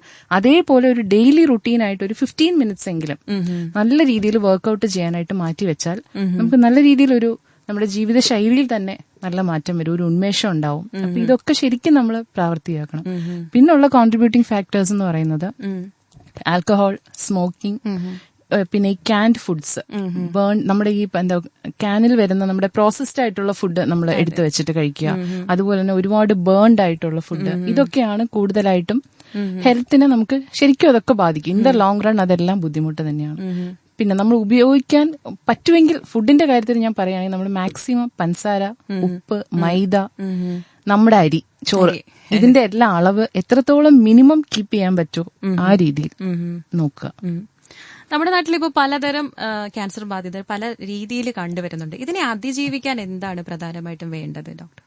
അല്ല, ഇതിലിപ്പോ നമ്മൾ വരാൻ ഇപ്പൊ ഒരിക്കലും ഒരു ഡെങ്കിപ്പനിയോ കൊറോണയോ ഒക്കെ വരുന്നത് പോലെ വെളിയിൽ നിന്നൊരു ഇൻഫെക്ഷൻ വന്നിട്ടല്ല നമുക്ക് ക്യാൻസർ വരുന്നത്. സിമ്പിൾ ആയിട്ട് പറയുകയാണെങ്കിൽ നമ്മുടെ തന്നെ ശരീരത്തിലുള്ള കോശങ്ങൾ ഓവറായിട്ട് മൾട്ടിപ്ലൈ ചെയ്ത് ഉണ്ടാവുന്നതാണ് സിമ്പിൾ ആയിട്ട് പറഞ്ഞാൽ ക്യാൻസർ. അപ്പം നമുക്കത് ഒരു പരിധി വരെ അതിന്റെ റിസ്ക് ഫാക്ടേഴ്സ് കുറയ്ക്കാം എന്നുള്ളതേ പറ്റൂ. അല്ലാതെ പൂർണ്ണമായിട്ടും ഞാൻ ഈ പറഞ്ഞ ജീവിതശൈലി രോഗങ്ങൾ പാലിച്ചതുകൊണ്ടോ അല്ലെങ്കിൽ സ്മോക്കിങ്ങോ ഇതോ അവോയ്ഡ് ചെയ്തുകൊണ്ടോ വരുത്തില്ല എന്ന് നമുക്ക് പറയാൻ സാധിക്കില്ല. ഒരു പരിധി വരെ പ്രിവെന്റ് ചെയ്യാൻ പറ്റും എന്നുള്ളതാണ്. പിന്നെ നമുക്ക് വേറൊരു സംശയം എന്ന് പറയുന്നത്, ക്യാൻസർ പകർച്ചവ്യാധിയാണോ? ഒരുവിധപ്പെട്ടവർക്ക് എല്ലാവർക്കും ഉള്ള ഒരു സംശയമാണ് പകരുമ്പോൾ. ഒരിക്കലും അല്ല, ഇതുവരെ അങ്ങനെ ഒരു കണ്ടുപിടുത്തം നടന്നിട്ടില്ല പകർച്ചവ്യാധിയായിട്ട്. പക്ഷെ എന്നാലും കുടുംബങ്ങളിൽ ചില ക്യാൻസറുകൾ നമുക്ക് പാരമ്പര്യമായി കിട്ടാനുള്ള സാധ്യതകൾ കൂടുതലാണ് എന്ന് കരുതിയിട്ട് എല്ലാവർക്കും കിട്ടണമെന്നുമില്ല. അല്ലാതെ അതൊരു പകർച്ചവ്യാധിയായിട്ടല്ല. അതുപോലെ തന്നെ ഇപ്പോ നമ്മൾക്ക് കുടുംബത്തിൽ ഇപ്പോ പാരമ്പര്യമായിട്ടുണ്ടെന്ന് ഡോക്ടർ പറഞ്ഞു. കുടുംബത്തിലെ അംഗങ്ങൾ അങ്ങനെയാണെങ്കിൽ എന്തെങ്കിലും പ്രത്യേകമായിട്ടും ശ്രദ്ധ പുലർത്തേണ്ട ആവശ്യം? അല്ല, അപ്പൊ നമ്മൾ ചെയ്യേണ്ടതെന്ന് വെച്ചാൽ നമ്മൾ സ്ക്രീനിങ്ങിന് കൂടുതൽ ഇമ്പോർട്ടൻസ് കൊടുക്കുക. ഇപ്പൊ ഉദാഹരണത്തിന് നമ്മുടെ ഒരു മുത്തശ്ശിക്ക് യൂട്രസിൽ ഒരു ക്യാൻസർ വന്നാണ് മരിച്ചതെന്ന് ഇരിക്കട്ടെ. അങ്ങനെയാണെങ്കിൽ അതിന്റെ തൊട്ട് താഴോട്ട് വരുന്നവരെല്ലാവരും ഒരു 40 വയസ്സ് കഴിഞ്ഞ് കഴിയുമ്പോൾ കൃത്യമായിട്ട് അതിന്റെ സ്ക്രീനിങ് പ്രോസസ്സുകളിൽ പോവുക. അതിലേക്ക് വേണ്ടി ടെസ്റ്റുകൾ ചെയ്ത് നോക്കുക. കുഴപ്പമൊന്നും ഇല്ലെങ്കിൽ ഒന്നുമില്ല. വീണ്ടും അതിന്റെ ഒരു ഇത്ര കാലയളവ് കഴിയുമ്പോൾ നമ്മൾ വീണ്ടും ആ ടെസ്റ്റിന് വിധേയമാകുക. ടെസ്റ്റുകളൊന്നും ഇപ്പൊ വലിയ തീരെ കോസ്റ്റ്ലി അല്ല. അപ്പൊ നമുക്ക് അത് നോക്കി നമുക്ക് അഥവാ ഉണ്ടെങ്കിൽ തന്നെ നമുക്ക് വളരെ ഏർലി ആയിട്ട് തന്നെ അത് കണ്ടുപിടിക്കാൻ സാധിക്കുന്നുണ്ട്. അപ്പൊ ഡോക്ടർ ഇത്രയും കാര്യങ്ങൾ പറഞ്ഞു. നവീനമായിട്ട് അവലംബിച്ച് വന്ന ആ ഒരു ചികിത്സാ രീതിയെ കുറിച്ചൊന്ന് പറയാമോ? ശരി, ഇപ്പൊ ഞാൻ നേരത്തെ പറഞ്ഞ പോലെ ടാർജറ്റഡ് തെറാപ്പി, അതുപോലെ ഇമ്മ്യൂണോ തെറാപ്പി, നമ്മുടെ തന്നെ ഇമ്മ്യൂണിറ്റിയെ ബൂസ്റ്റ് ചെയ്തുകൊണ്ട് ആ ഒരു ജനറ്റിക് ഇതിനകത്ത് വരുന്ന വ്യത്യാസങ്ങളെ നമ്മൾ മെഡിസിൻ കൊണ്ട് ട്രീറ്റ് ചെയ്ത് മോഡിഫൈ ചെയ്തിട്ട് വരുന്ന രീതിയിലുള്ള ഒരു immunotherapy, stem cell therapy, antioxidant, natural antioxidant therapy, ഇങ്ങനെ കുറെ ന്യൂവർ ഇത് നമുക്ക് അവൈലബിൾ ആണ് ഇപ്പോൾ. അതുപോലെ തന്നെ ഇപ്പോ പറഞ്ഞു പകർച്ചവ്യാധിയല്ല, ഇപ്പൊ പാരമ്പര്യമായിട്ട് നമുക്ക് ഇങ്ങനെ ഉണ്ടെങ്കിൽ ശ്രദ്ധിക്കേണ്ട പല കാര്യങ്ങളെ കുറിച്ച് മറ്റെന്തെങ്കിലും തരത്തിൽ ശ്രദ്ധകൾ കൊടുക്കേണ്ട ആവശ്യമുണ്ടോ ഈ ക്യാൻസർ? തീർച്ചയായിട്ടും. ഇത് ഓരോ ക്യാൻസറിനും ഓരോ രീതിയിലാണ് നമുക്ക് പ്രസന്റ് ചെയ്യുക. അപ്പൊ ഇപ്പം ലങ്സ് ആണെന്ന് പറഞ്ഞാൽ നമ്മൾ നേരത്തെ എന്നോട് റെനി ചോദിച്ചപ്പോ സ്ത്രീകളിൽ കൂടുതൽ കാണുന്ന രോഗത്തിൽ മാത്രമേ ചോദിച്ചുള്ളൂ. പുരുഷന്മാരിൽ അതേപോലെ നമുക്ക് കാണുന്നതാണ് ലങ്സ്, ശ്വാസകോശത്തിലെ ക്യാൻസർ ആണ് കൂടുതലായിട്ട് വരുന്നത്. പിന്നെ രണ്ടിതിലും ഒരേപോലെ ഇപ്പൊ കൂടുതലായിട്ട് കണ്ടുവരുന്ന ഒന്നാണ് ആമാശയം, കുടലിലെ ഒക്കെ ക്യാൻസർ. അതും ഒക്കെ നമ്മുടെ ഈ ഒരു ഫുഡ് ഹാബിറ്റ്സിനെയാണ് അതെല്ലാം ചൂണ്ടുന്നത്, വിരൽ ചൂണ്ടുന്നത് അതിലേക്കാണ്. അപ്പൊ എപ്പോഴും ഈ പറഞ്ഞ പോലെ നിർത്താതെയുള്ള ചുമ, അല്ലെങ്കിൽ നമ്മൾ മരുന്നുകൾ എടുത്തിട്ട് വീണ്ടും ചുമ മാറുന്നില്ല, അങ്ങനെയൊക്കെ ഉള്ളപ്പോൾ ശരിക്കും ഒരു എക്സ്റേ എടുക്കുക, HRCT അത് ആവശ്യമുണ്ടെങ്കിൽ എടുക്കുക. എന്നിട്ട് ലങ്സിന് വേറെ ബുദ്ധിമുട്ടൊന്നും ഇല്ല എന്നുള്ളത് ഉറപ്പുവരുത്തേണ്ടതാണ്. അതുപോലെ തന്നെ കുടലിലെ ആമാശയത്തിലെ നമുക്ക് വയറ്റിൽ നിന്ന് പോകുമ്പോൾ രക്തമയം വരിക, പ്രത്യേകിച്ച് കാരണങ്ങളൊന്നും ഇല്ലെങ്കിൽ ഉറപ്പായിട്ടും അത് ഇൻവെസ്റ്റിഗേഷൻ. പിന്നെ ഒരു കാരണവും ഇല്ലാത്ത വെയിറ്റ് ലോസ്, നന്നായിട്ട് വെയിറ്റ് കുറയുക എന്നുണ്ടെങ്കിൽ തീർച്ചയായിട്ടും അത് ഇൻവെസ്റ്റിഗേറ്റ് ചെയ്ത് നോക്കേണ്ടതാണ്. ഇതുപോലെ ഓരോ ക്യാൻസറിനും ഓരോ രീതിയിലാണ് ലക്ഷണങ്ങൾ വരുന്നത്. അപ്പൊ എന്ത് നിങ്ങളുടെ നോർമൽ ഇതിൽ നിന്നും വ്യത്യാസമായിട്ട് എന്ത് കണ്ടാലും അതിനൊരു കാരണം നിങ്ങൾ കണ്ടുപിടിക്കുക. അതിന് വേണ്ടിയിട്ടുള്ള ഇൻവെസ്റ്റിഗേഷൻസിന് തീർച്ചയായിട്ടും ഡോക്ടറെ സമീപിക്കുക. Okay doctor. അതുപോലെ തന്നെ ഇപ്പൊ ഭക്ഷണത്തിന്റെ കാര്യം പറഞ്ഞു. അങ്ങനെ പ്രത്യേകമായിട്ടും ഇത് തടയാനുള്ള ഭക്ഷണം എന്തെങ്കിലും, ഇപ്പൊ ഒരുപാട് കണ്ടുപിടുത്തങ്ങളൊക്കെ ഉണ്ടല്ലോ ഭക്ഷണ രീതിയിൽ തന്നെ. ഒരുപാട് ഫ്രൂട്ട്സിന്റെ കാര്യത്തിലാണെങ്കിലും നിലവിൽ നാട്ടിൽ തന്നെ കണ്ടെത്തുന്ന കുറെ ഭക്ഷണ രീതികൾ കണ്ടിട്ടുണ്ട്. ഉദ്ദേശിക്കുന്ന ഫ്രൂട്ട് എനിക്ക് മനസ്സിലായി. അല്ല, ഇതിൽ ഞാൻ പറയുകയാണെങ്കിൽ ഒരിക്കലും അതൊന്നും കൊണ്ട് നമുക്ക് വന്ന ക്യാൻസറിനെ മാറ്റും എന്നുള്ളത് ഇതുവരെയും തെളിയിച്ചിട്ടില്ല. ഒരുപക്ഷെ നമുക്ക് ഇതെല്ലാം പ്രതിരോധ ശക്തി കൂട്ടുന്ന രീതിയിലുള്ള ഫ്രൂട്ട്സും വെജിറ്റബിൾസും ഒക്കെ ഉണ്ട്. അപ്പൊ നമ്മൾ പറയും മഞ്ഞള് ഇമ്മ്യൂണിറ്റി ഉള്ളതാന്ന് പറയും, അല്ലെ? അപ്പൊ മഞ്ഞൾ നമ്മുടെ ഫുഡിൽ, നമ്മൾ മലയാളികൾ എല്ലാവരും മഞ്ഞൾ ചേർത്തുള്ള ഭക്ഷണങ്ങളാണ് കഴിക്കുന്നത്, അല്ലെ? അപ്പം അതേപോലെ തന്നെ മറ്റു ഫ്രൂട്ട്സ് ആണെങ്കിലും ഇലക്കറി ഇതെല്ലാം കഴിക്കുന്നത് നല്ലതാണ്. ഒരു പരിധി വരെ നമുക്കൊരു ഇമ്മ്യൂണിറ്റി പ്രൊട്ടക്ഷൻ ആണ് കിട്ടുന്നത്. അല്ലാതെ അതൊരിക്കലും ക്യാൻസർ വരുത്തില്ല ഇത് കഴിച്ചാൽ എന്നുള്ളത് ഇതല്ല. അതേപോലെ തന്നെ ഇപ്പൊ ഒരു ക്യാൻസർ വന്നു കഴിഞ്ഞാൽ അത് എത്രയും പെട്ടെന്ന്, നമ്മളിപ്പോ ഒരു മോഡേൺ മെഡിസിനിൽ പറയുകയാണെങ്കിൽ നമ്മളൊരു ട്രീറ്റ്മെന്റ് എടുത്താൽ അതിന്റെ റിസൾട്ട് നമുക്ക് അധികം താമസിക്കാതെ നമുക്ക് കിട്ടും. മറ്റ് ഇതിലേക്കുള്ള ട്രീറ്റ്മെന്റ്സ് ഇപ്പൊ ഈ പറഞ്ഞ പോലെ ഫ്രൂട്ട്സ് അത് ഇതെന്നൊക്കെ പറയുന്നുണ്ട്. പക്ഷെ ഇതിന്റെയൊക്കെ എത്രത്തോളം പ്രൂവൺ ഫാക്ട് നമുക്ക് ഇതില്ല, സ്റ്റഡീസ് ആയിട്ട് നമ്മൾ അങ്ങനെ ഇത് ചെയ്യുന്നില്ല. അപ്പൊ അതുകൊണ്ട് തന്നെ ക്യാൻസറിനെ സംബന്ധിച്ചിടത്തോളം നമ്മൾ എത്രത്തോളം വൈകുന്നു ഇത് പെട്ടെന്ന് പ്രോഗ്രസ് ചെയ്യും. അപ്പൊ എത്രയും പെട്ടെന്ന് നമ്മൾ ട്രീറ്റ് ചെയ്യാന്നുള്ളതാണ്. ഏറ്റവും കൂടുതൽ ഫൈബർ ഡയറ്റ്, ഇലക്കറികൾ, നാരുകൾ കൂടുതലുള്ള ഭക്ഷണങ്ങൾ, നന്നായിട്ട് വെള്ളം കുടിക്കുക, ഇതൊക്കെ ശരിക്കും നല്ല രീതിയിൽ റിസ്ക് ഫാക്ടേഴ്സ് കുറയ്ക്കാൻ സാധിക്കും. അതുപോലെ തന്നെ വേറൊരു സംശയം ചോദിക്കുന്നതിന് മുമ്പേ നമുക്ക് മറ്റൊരു കോൾ എത്തിയിട്ടുണ്ട്. ഹലോ ഹലോ, നമസ്കാരം. ഹലോ ഓക്കെ, കേക്കാമോ അമ്മേ? ഞാൻ പറയുന്നത് കേക്കാമോ? ഹലോ അമ്മേ പറയുന്നത് കേക്കാമോ? ഓക്കെ അച്ഛാ, ഓക്കെ. ഡോക്ടറോട് ചോദിക്കാൻ പരിപാടിയിലേക്ക് വിളിച്ചതാണോ? ഓക്കെ അച്ഛാ, ഡോക്ടറുണ്ട്, സംസാരിച്ചോളൂ. ചോദിച്ചോളൂ അച്ഛാ. ഡോക്ടർ, ഞാൻ 92 വയസ്സുള്ള ഒരു പുരുഷനാണ്. ശരി. പിന്നെ ടീച്ചർ കോളേജ് നടന്നു ഇപ്പൊ ഫ്രീ ആയിട്ട് വീട്ടിൽ ഇരിക്കുന്നേ ഉള്ളൂ. അപ്പൊ എനിക്കൊരു സംശയമുണ്ട്, ഈ പ്രോസ്റ്റേറ്റ് ക്യാൻസറിന്റെ വിവരം അറിയാനാ. പ്രോസ്റ്റേറ്റിന്റെ ഓപ്പറേഷൻ 20 നമ്മൾ ആൾറൈറ്റ് ഇതിന്റെ ഒരു വിവരം അറിയാം. പ്രോസ്റ്റേറ്റ് ക്യാൻസറിന്റെ വിവരം ഒന്ന് അറിയാനാ. പ്രോസ്റ്റേറ്റ് ക്യാൻസർ കേട്ടില്ല. പ്രോസ്റ്റേറ്റ് അച്ഛാ ക്യാൻസർ ഒന്നുകൂടെ വ്യക്തമായിട്ട് സംസാരിക്കാമോ? അതായത് എനിക്കൊരു 20 കൊല്ലം മുമ്പ് പ്രോസ്റ്റേറ്റിന്റെ ഓപ്പറേഷൻ ഉണ്ടായിരുന്നു, യൂറിൻ കമ്മിറ്റ്. ശരി. ഇപ്പം അതെല്ലാം ഓൾറൈറ്റ്. പക്ഷെ അതിന്റെ ഒരു വിവരം അറിയാം, പ്രോസ്റ്റേറ്റ് ക്യാൻസറിന്റെ ഒരു വിവരം അറിയാനാ ഞാൻ വിളിച്ചത്. അതിന്റെ വിവരം ഒന്ന് അറിയാൻ കൊള്ളാം. അല്ല അച്ഛാ, അച്ഛന് ബുദ്ധിമുട്ടായിട്ട് എന്തെങ്കിലും ഉണ്ടെങ്കിൽ നമ്മൾ ഒരു സർജനെ കണ്ടിട്ട് അതിന്റെ ഇൻവെസ്റ്റിഗേഷൻ ചെയ്യാണ് വേണ്ടത്. അല്ലെ, അതിന്റെ കംപ്ലൈന്റ്സ് ഒന്നും ഇല്ല. അതിന്റെ അതിന്റെ സ്വഭാവം എന്നറിയാം. അച്ഛാ, അതിനൊരു ബ്ലഡ് ടെസ്റ്റ് ഉണ്ട്, PSA ബ്ലഡ് ടെസ്റ്റ് ഉണ്ട്. അത് ഡോക്ടറെ കണ്ടു കഴിഞ്ഞാൽ അവർ ആ ടെസ്റ്റിന് എഴുതി തരും. അങ്ങനെയാണെങ്കിൽ ഇതിന് സാധ്യതയുണ്ടോ എന്നുള്ളത് അറിയാൻ പറ്റും. സർജനെ കണ്ടാൽ മതി കേട്ടോ. അസുഖം ഇപ്പൊ ഇല്ല. 93. ശരി. അസുഖമൊന്നും ഇല്ല ഇപ്പൊ, പിന്നെ ഉള്ളൂ. അസുഖം ഇല്ലെങ്കിലും സ്ക്രീനിങ് നടത്തുന്നോണ്ട് കുഴപ്പമില്ല അച്ഛാ, ഡോക്ടറെ കണ്ട് നടത്താവുന്നതാണ് കേട്ടോ. ശരി, താങ്ക് യു. ഓക്കെ അച്ഛാ, വിളിച്ചതിൽ സന്തോഷം. ഡോക്ടർ, നമുക്ക് മറ്റൊരു കോള് കൂടെ എത്തിയിട്ടുണ്ട്. ഹലോ. നമസ്കാരം ഡോക്ടർ. നമസ്കാരം. ഞാൻ കൊല്ലത്തുനിന്ന് വിളിക്കുകയാണ്. എന്റെ പേര് യമുന. പറഞ്ഞോളൂ. എന്റെ അമ്മയ്ക്ക് CA ബ്രസ്റ്റായിട്ട് മരണപ്പെട്ടു പോയി. 2 വർഷമായി. അപ്പോ നമുക്ക് ട്രീറ്റ്മെന്റ് നടന്നു കഴിഞ്ഞിട്ട് സർജറിയും കഴിഞ്ഞു, റേഡിയേഷൻ സ്റ്റാർട്ട് ചെയ്യാൻ പ്ലാൻ ചെയ്യുന്ന സമയത്താണ് MBC എന്നും പറഞ്ഞൊരു കാറ്റഗറി പറഞ്ഞു, മെറ്റാസ്റ്റാറ്റിക്. അപ്പൊ ഇത് ഫസ്റ്റിലെ തന്നെ നമുക്കത് അറിയാൻ പറ്റുമോ മെറ്റാസ്റ്റാറ്റിക് ബ്രസ്റ്റ് ക്യാൻസർ ആണെന്നുള്ളത്? അല്ലമ്മ, മെറ്റാസ്റ്റാറ്റിക് ബ്രസ്റ്റ് ക്യാൻസർ ആണെന്നുള്ളത് അത് അതിന്റെ ഒരു അഡ്വാൻസ്ഡ് സ്റ്റേജ് ആണ്. അപ്പൊ കണ്ടുപിടിച്ചത് വൈകിയാണോ? എന്തോ കണ്ടുപിടിച്ചത് വൈകിയാണോ? വൈകിയാണ്. സെക്കൻഡ് സ്റ്റേജ് കഴിഞ്ഞു എന്നാണ് ആദ്യം പറഞ്ഞത്. അതെ. അപ്പൊ ഇതിനാണോ ഞാൻ പറഞ്ഞത്, നമുക്ക് നേരത്തെ ഒരു സ്ക്രീനിങ് നമ്മൾ സ്വയം എക്സാമിൻ ചെയ്യുക. എന്തെങ്കിലും ബുദ്ധിമുട്ട് തോന്നുകയാണെന്നുണ്ടെങ്കിൽ ഡോക്ടറെ കണ്ടിട്ട് അതിനുള്ള ട്രീറ്റ്മെന്റ് എടുക്കുക. ഇത് അമ്മ 65 ഇയേഴ്സിലാണ് ഇത് ഡയഗ്നോസ് ചെയ്ത് തന്നെ. ചെറിയൊരു തടിപ്പ് പോലെ കണ്ട് നമ്മള് ഡിസ്ട്രിക്റ്റിലാണ് കാണിച്ചത്. പിന്നീടാണ് സർജൻ അമ്മ നമുക്ക് റെഫർ ചെയ്തത്.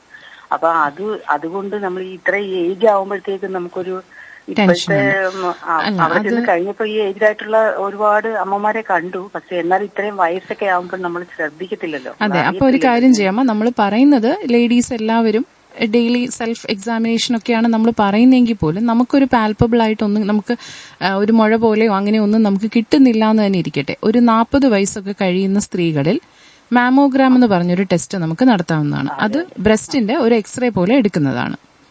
അപ്പൊ അതിൽ നിന്ന് നമുക്ക് ചിലപ്പോൾ നമുക്ക് കൈകൊണ്ട് ചെയ്യുമ്പോൾ നമുക്ക് കിട്ടാത്ത മുഴകളൊക്കെ നമുക്ക് അതിനകത്ത് നമുക്ക് കണ്ടെത്താൻ സാധിക്കും. ഈ CA 125 ബ്ലഡ് ടെസ്റ്റിൽ നമ്മൾ ചെയ്യുമ്പോഴത്തേക്ക് അതിന്റെ കൂടെ ഒരു അത് ചെയ്യുന്നുണ്ടല്ലോ. CA 125 ഓവറി ആയിട്ടാണ് അത് ചെയ്യുന്നത്. അത് ബ്രസ്റ്റിന് വേണ്ടിയിട്ടല്ല, ഓവറി ആയിട്ട്. അപ്പൊ അതില് കൗണ്ട് കൂടി നിൽക്കുന്നത് അപ്പൊ ഡോക്ടർ സജസ്റ്റ് ചെയ്യത്തില്ലേ ഡൗട്ട് ഉണ്ടെങ്കിൽ തന്നെ? അതാ ഞാൻ പറഞ്ഞു, ഡോക്ടറെ കണ്ടു കഴിഞ്ഞാൽ നിങ്ങൾ ഈ ഒരു സംശയം പറയുമ്പോൾ അവര് നാച്ചുറലി ഈ ടെസ്റ്റുകൾ അവർ തന്നെ സജസ്റ്റ് ചെയ്ത് പറയും കേട്ടോ. ഓക്കെ അമ്മ, വിളിച്ചതിൽ സന്തോഷം. അപ്പോൾ ഡോക്ടർ, ഇപ്പോ കുട്ടിക്കാലത്ത് തന്നെ ക്യാൻസർ ബാധിതരായവരെ എങ്ങനെയാണ് ഈ ഒരു പ്രോസസ്സ് കാണുമല്ലോ, അവരുടെ കുടുംബത്തിന് എങ്ങനെയാണ് നമ്മളൊരു പിന്തുണ കൊടുക്കേണ്ടത്? അല്ല, ഇതിലിപ്പം നല്ല രീതിയിൽ ഒരു മോറൽ സപ്പോർട്ട് അവർക്ക് കൊടുത്താൽ മാത്രമേ, കാരണം പാരന്റ്സ് എത്രത്തോളം ഒരു സ്ട്രോങ് മൈൻഡായിട്ട് നിൽക്കുന്നോ അത് കുട്ടികളിൽ ശരിക്കും എഫക്ട് ചെയ്യുന്നുള്ളതാണ്. അപ്പൊ അവരെ സംബന്ധിച്ചിടത്തോളം നമുക്കറിയാം, ഈ കീമോതെറാപ്പി ആണെങ്കിലും എന്താണെങ്കിലും അത്രയും പെയിൻഫുൾ ആണ് ആ ഒരു ഇതിലേക്ക് പോവുക എന്നുള്ളത്. അപ്പം അവരുടെ ഒരു ഫിനാൻഷ്യൽ ഇതിനാണെന്നുണ്ടെങ്കിൽ ഗവൺമെന്റ് ഇപ്പൊ എല്ലാ മെഡിക്കൽ കോളേജസിലും ഇവരുടെ ട്രീറ്റ്മെന്റ് RCCയിലാണെങ്കിലും എല്ലാം 18 ഇയേഴ്സിന് താഴെ എല്ലാവർക്കും സൗജന്യമായി കൊടുക്കുന്നുണ്ട്. അപ്പൊ ഒരു ഫിനാൻഷ്യൽ ബേർഡൻ അവർക്കില്ല. പിന്നെ ഉള്ളതെന്ന് പറയുന്ന ഒരു മെന്റൽ സപ്പോർട്ടാണ്. അത് ഈ ഒരു ഫാമിലി മെമ്പേഴ്സും പാരന്റ്സ് അത്യാവശ്യം നല്ല രീതിയിൽ ഇതായിട്ട് നിന്നാൽ കുഞ്ഞുങ്ങൾ ഈസി ആയിട്ട് അതിനെ, ഒരുപാട് കുട്ടികൾ നമ്മൾ ഇതിൽ നിന്നും റിക്കവർ ചെയ്ത് നോർമൽ ലൈഫ് കൊണ്ടുപോകുന്ന ഒരുപാട് കുട്ടികൾ ഇപ്പോൾ ഉണ്ട്. അതുപോലെ തന്നെ ഒരു പോസിറ്റീവ് മൈൻഡ് ഈ ക്യാൻസർ ബാധിതരെ അങ്ങനെ ഒരു മൈൻഡ് കൊണ്ടുവരണമെന്ന് പറഞ്ഞു, അതിന് എന്തെല്ലാം ഘടകങ്ങളാണ് ആവശ്യമായിട്ട് വേണ്ടത്? അതാ ഞാൻ പറഞ്ഞത്, കൂടെ നിൽക്കുന്നവരുടെ പോസിറ്റീവ് മൈൻഡാണ് ആ ഒരു പേഷ്യന്റിലേക്ക് നമ്മൾ ഇഞ്ചക്ട് ചെയ്ത് കൊടുക്കുന്നതെന്ന് ഞാൻ പറയും. കാരണം നമ്മൾ കൂടെ നിൽക്കുന്നവർ ഇതൊന്നുമില്ല, നമുക്കിത് നേരിടാം, ഞങ്ങളുണ്ട് കൂടെ എന്ന് കൊടുക്കുമ്പോൾ തന്നെ ഓട്ടോമാറ്റിക്കലി, കാരണം എല്ലാവർക്കും ഒരു പേടിയാണ് ക്യാൻസർ. ഇപ്പം നമ്മൾ എത്രയൊക്കെ ട്രീറ്റ്മെന്റ് അഡ്വാൻസ്ഡ് എന്ന് പറഞ്ഞാലും ക്യാൻസർ എന്ന് കേൾക്കുമ്പോൾ പെട്ടെന്ന് ഒരു ഞെട്ടൽ തന്നെയാണ് അല്ലെ. അപ്പൊ അതിനെ കൂടെ നിൽക്കുന്നവർ സപ്പോർട്ട് ചെയ്ത് നമ്മൾ ഇതിനെ അതിജീവിച്ചു പോകും, ഞങ്ങൾ കൂടെ ഉണ്ട് എന്നുള്ള രീതിയിൽ പറയുമ്പോൾ കുറെയൊക്കെ ഒരു ചേഞ്ചസ് അതിൽ വരും. പിന്നെ നമ്മൾ ആ ഒരു കേൾക്കുമ്പോ ഉള്ള ഒരു ബുദ്ധിമുട്ട് കുറച്ച് ദിവസം കഴിയുമ്പോൾ നമ്മൾ കുറച്ചുകൂടി നമ്മൾ അതുമായിട്ടൊന്ന് ഇതാവും. അപ്പൊ അതിനൊരു ഫാമിലിയിൽ നിന്നൊരു സപ്പോർട്ടാണ് വളരെയധികം നമുക്ക് വേണ്ടത്. അതുപോലെ തന്നെ നമ്മളിപ്പോ പെട്ടെന്ന് ശ്രദ്ധിക്കാത്ത ലക്ഷണങ്ങൾ കാണും. ക്യാൻസർ വന്നിട്ട് പെട്ടെന്ന് ശ്രദ്ധിക്കാതെ വിടുന്ന ലക്ഷണങ്ങൾ കാണും. അത് എന്തൊക്കെ ലക്ഷണങ്ങളാണ് ഇങ്ങനെ പെട്ടെന്ന് നമ്മളിപ്പോ ചില കാര്യങ്ങൾ നിസ്സാരമായിട്ട് കരുതുന്നതായിരിക്കും, പക്ഷെ അതായിരിക്കും ഒരു പക്ഷേ ക്യാൻസറിലേക്ക് വഴിതിരിക്കുന്നത്. അങ്ങനെ പ്രധാനമായിട്ട് ശ്രദ്ധിക്കേണ്ട അല്ല, ഞാൻ അതാ പറയാം, നമുക്ക് നമ്മുടെ നോർമൽ ലൈഫിൽ നിന്നും എന്തെങ്കിലും ഒരെണ്ണം എക്സ്ട്രാ നമുക്കൊരു ബുദ്ധിമുട്ട് വന്നാൽ അതിനൊരു കാരണം നമ്മൾ കണ്ടെത്തണം. ആ കാരണം കണ്ടെത്തി നമുക്കൊരു അസുഖം ഉണ്ട്, അല്ലെങ്കിൽ അതിപ്പോ എന്ത് അസുഖം ആയിക്കോട്ടെ അതാണെന്ന് അറിഞ്ഞാൽ ഓക്കെ. അല്ല, നമുക്ക് അതിൽ എത്താൻ പറ്റിയില്ലെങ്കിൽ അത് ക്യാൻസർ ആണോ അല്ലയോ എന്നുള്ളത് നമ്മൾ റൂൾ ഔട്ട് ചെയ്യണം. അതുവരെ നമ്മൾ അതിനുള്ള ഒരു ശ്രമം നമ്മൾ നടത്തണം.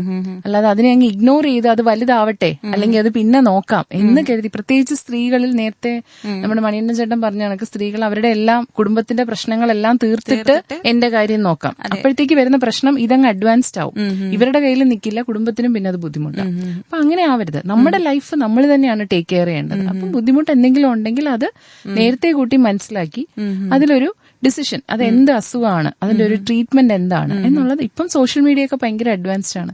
മിക്ക പേഷ്യൻസും നമ്മുടെ അടുത്ത് വരുമ്പോൾ അവർ ഇങ്ങോട്ട് പറയും, ഇന്നതാണോ നോക്കണേ ഡോക്ടറെ, ഇങ്ങനെയാണോ നോക്കണേ ഡോക്ടറെ. അവർ പഠിച്ചിട്ടാണ് വരുന്നത്. അത് ഒരു കണക്കിന് നല്ലതാണ്. തീർച്ചയായും.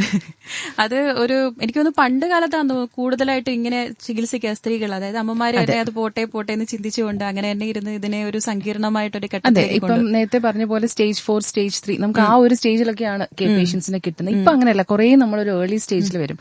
പലതും വരുന്നത് ചിലപ്പം ഒരു നീർക്കെട്ട് മുഴയായിരിക്കാം, അല്ലെങ്കിൽ ചിലപ്പോൾ ഒരു ബിനൈൻ ആയിട്ടുള്ളത് ക്യാൻസറിന്റെ അല്ലാത്തതായ മുഴയായിരിക്കും. പക്ഷെ ഇതെല്ലാം ലേഡീസ് കണ്ടുപിടിക്കുന്നുണ്ട്. പക്ഷെ അതൊരു നല്ല കാര്യമാണ്. അപ്പൊ അത് ഇനിയും അത് അങ്ങനെ തന്നെ തുടരണം എന്ന് തന്നെയാണ്. അതുകൊണ്ട് നമ്മൾ നല്ല രീതിയിൽ സ്ക്രീനിങ് പ്രൊമോട്ട് ചെയ്യുന്നുണ്ട് എല്ലാ ഹോസ്പിറ്റൽസിലും. ഏതെല്ലാം തരത്തിലുള്ള പരിശോധനകളാണ് ഈ സ്ക്രീനിങ് എന്ന് പറഞ്ഞ പോലെ ഏതൊക്കെ തരത്തിലുള്ള രീതിയിലാണ്? അല്ല, നമ്മളിപ്പോ ഗവൺമെന്റ് തന്നെ ശൈലി ആപ്പ് എന്ന് പറഞ്ഞിട്ട് ഒരു ഇത് ചെയ്യുന്നുണ്ട്. അതായത് നമ്മുടെ ആശാ വർക്കേഴ്സിനെ വിട്ടിട്ട് ഓരോ വീടുകളിലും നമ്മൾ ഉള്ള അസുഖമുള്ളവരെയും ആ ഒരു കാറ്റഗറി ആൾക്കാരെ നമ്മളത് ജസ്റ്റ് ചെയ്യുന്നുണ്ട്. അത് കഴിഞ്ഞിട്ട് സ്ത്രീകൾ നമ്മൾ സ്ക്രീനിങ് എന്ന് പറയുമ്പോഴത്തേക്ക് എന്തെങ്കിലും മുഴകളുണ്ടോ എന്നുള്ളത്, ആണുങ്ങളാണെങ്കിൽ പുകവലിക്കുന്നവരാണെങ്കിൽ വായ്ക്കുള്ളിൽ എന്തെങ്കിലും വെള്ളപ്പാടുകളോ എന്തെങ്കിലും ഉണ്ടോ എന്നുള്ളത്, ശ്വാസമുട്ട്, ചുമ നിരന്തരമായിട്ട് നിൽക്കുന്നു എന്നുള്ളത്, പിന്നെ വയറിൽ എന്തെങ്കിലും മുഴയുണ്ടോ എന്നുള്ളത്, ഇതെല്ലാം നമ്മളൊരു പഞ്ചായത്ത് ലെവലിൽ ഓരോ വീടുകളും കയറി നമ്മളത് അങ്ങനെ ഒരു സർവേ അടക്കം ഗവൺമെന്റ് നടത്തുന്നുണ്ടായിരുന്നു. അപ്പൊ ഇതിലെല്ലാം ആൾക്കാർ മനസ്സിലാക്കേണ്ടത് അവരുടെ ഒരു ക്യാൻസർ എത്രയും പെട്ടെന്ന് കണ്ടുപിടിച്ച് ട്രീറ്റ്മെന്റ് കൊടുക്കുക എന്നുള്ളൊരു ഉദ്ദേശത്തോട് ചെയ്യുന്നത്. അപ്പൊ കുറെയൊക്കെ ആൾക്കാരും കൂടി അതിലേക്ക് ടേക്ക് പാർട്ട് ചെയ്യണം എന്നുള്ളത് തന്നെയാണ്. അതുപോലെ തന്നെ കീമോതെറാപ്പി എന്ന് കേൾക്കുമ്പോൾ തന്നെ എല്ലാവർക്കും വളരെയധികം ഒരു വേദനജനകമായിട്ടുള്ള ഒരു ട്രീറ്റ്മെന്റ് ആണ്. അതിനെ എങ്ങനെ അത് തരണം ചെയ്യും? ഇത് കീമോ കഴിഞ്ഞവർക്ക് അത് ക്യൂർ ചെയ്ത് വരാൻ പറ്റുമോ എന്നൊക്കെ ഉള്ള ഒരു സംശയമുണ്ട്. യഥാർത്ഥത്തിൽ അത്രയും ഭയാനകമായിട്ടുള്ള ഒരു ട്രീറ്റ്മെന്റ് അല്ല. കീമോ എടുക്കുന്ന സമയത്ത് നല്ല ക്ഷീണമാണ്, നല്ല ബുദ്ധിമുട്ടുകളുണ്ട്, അതിന്റേതായ സൈഡ് എഫക്ട്സ് കാര്യങ്ങളെല്ലാം ഉണ്ട്. നമുക്ക് എന്തായാലും അടുത്തൊരു ശ്രോതാവ് എത്തിയിട്ടുണ്ട്. ഹലോ ഹലോ ഹലോ ചേച്ചി, ആ റേഡിയോയുടെ വോളിയം ഒന്ന് കുറയ്ക്കൂ.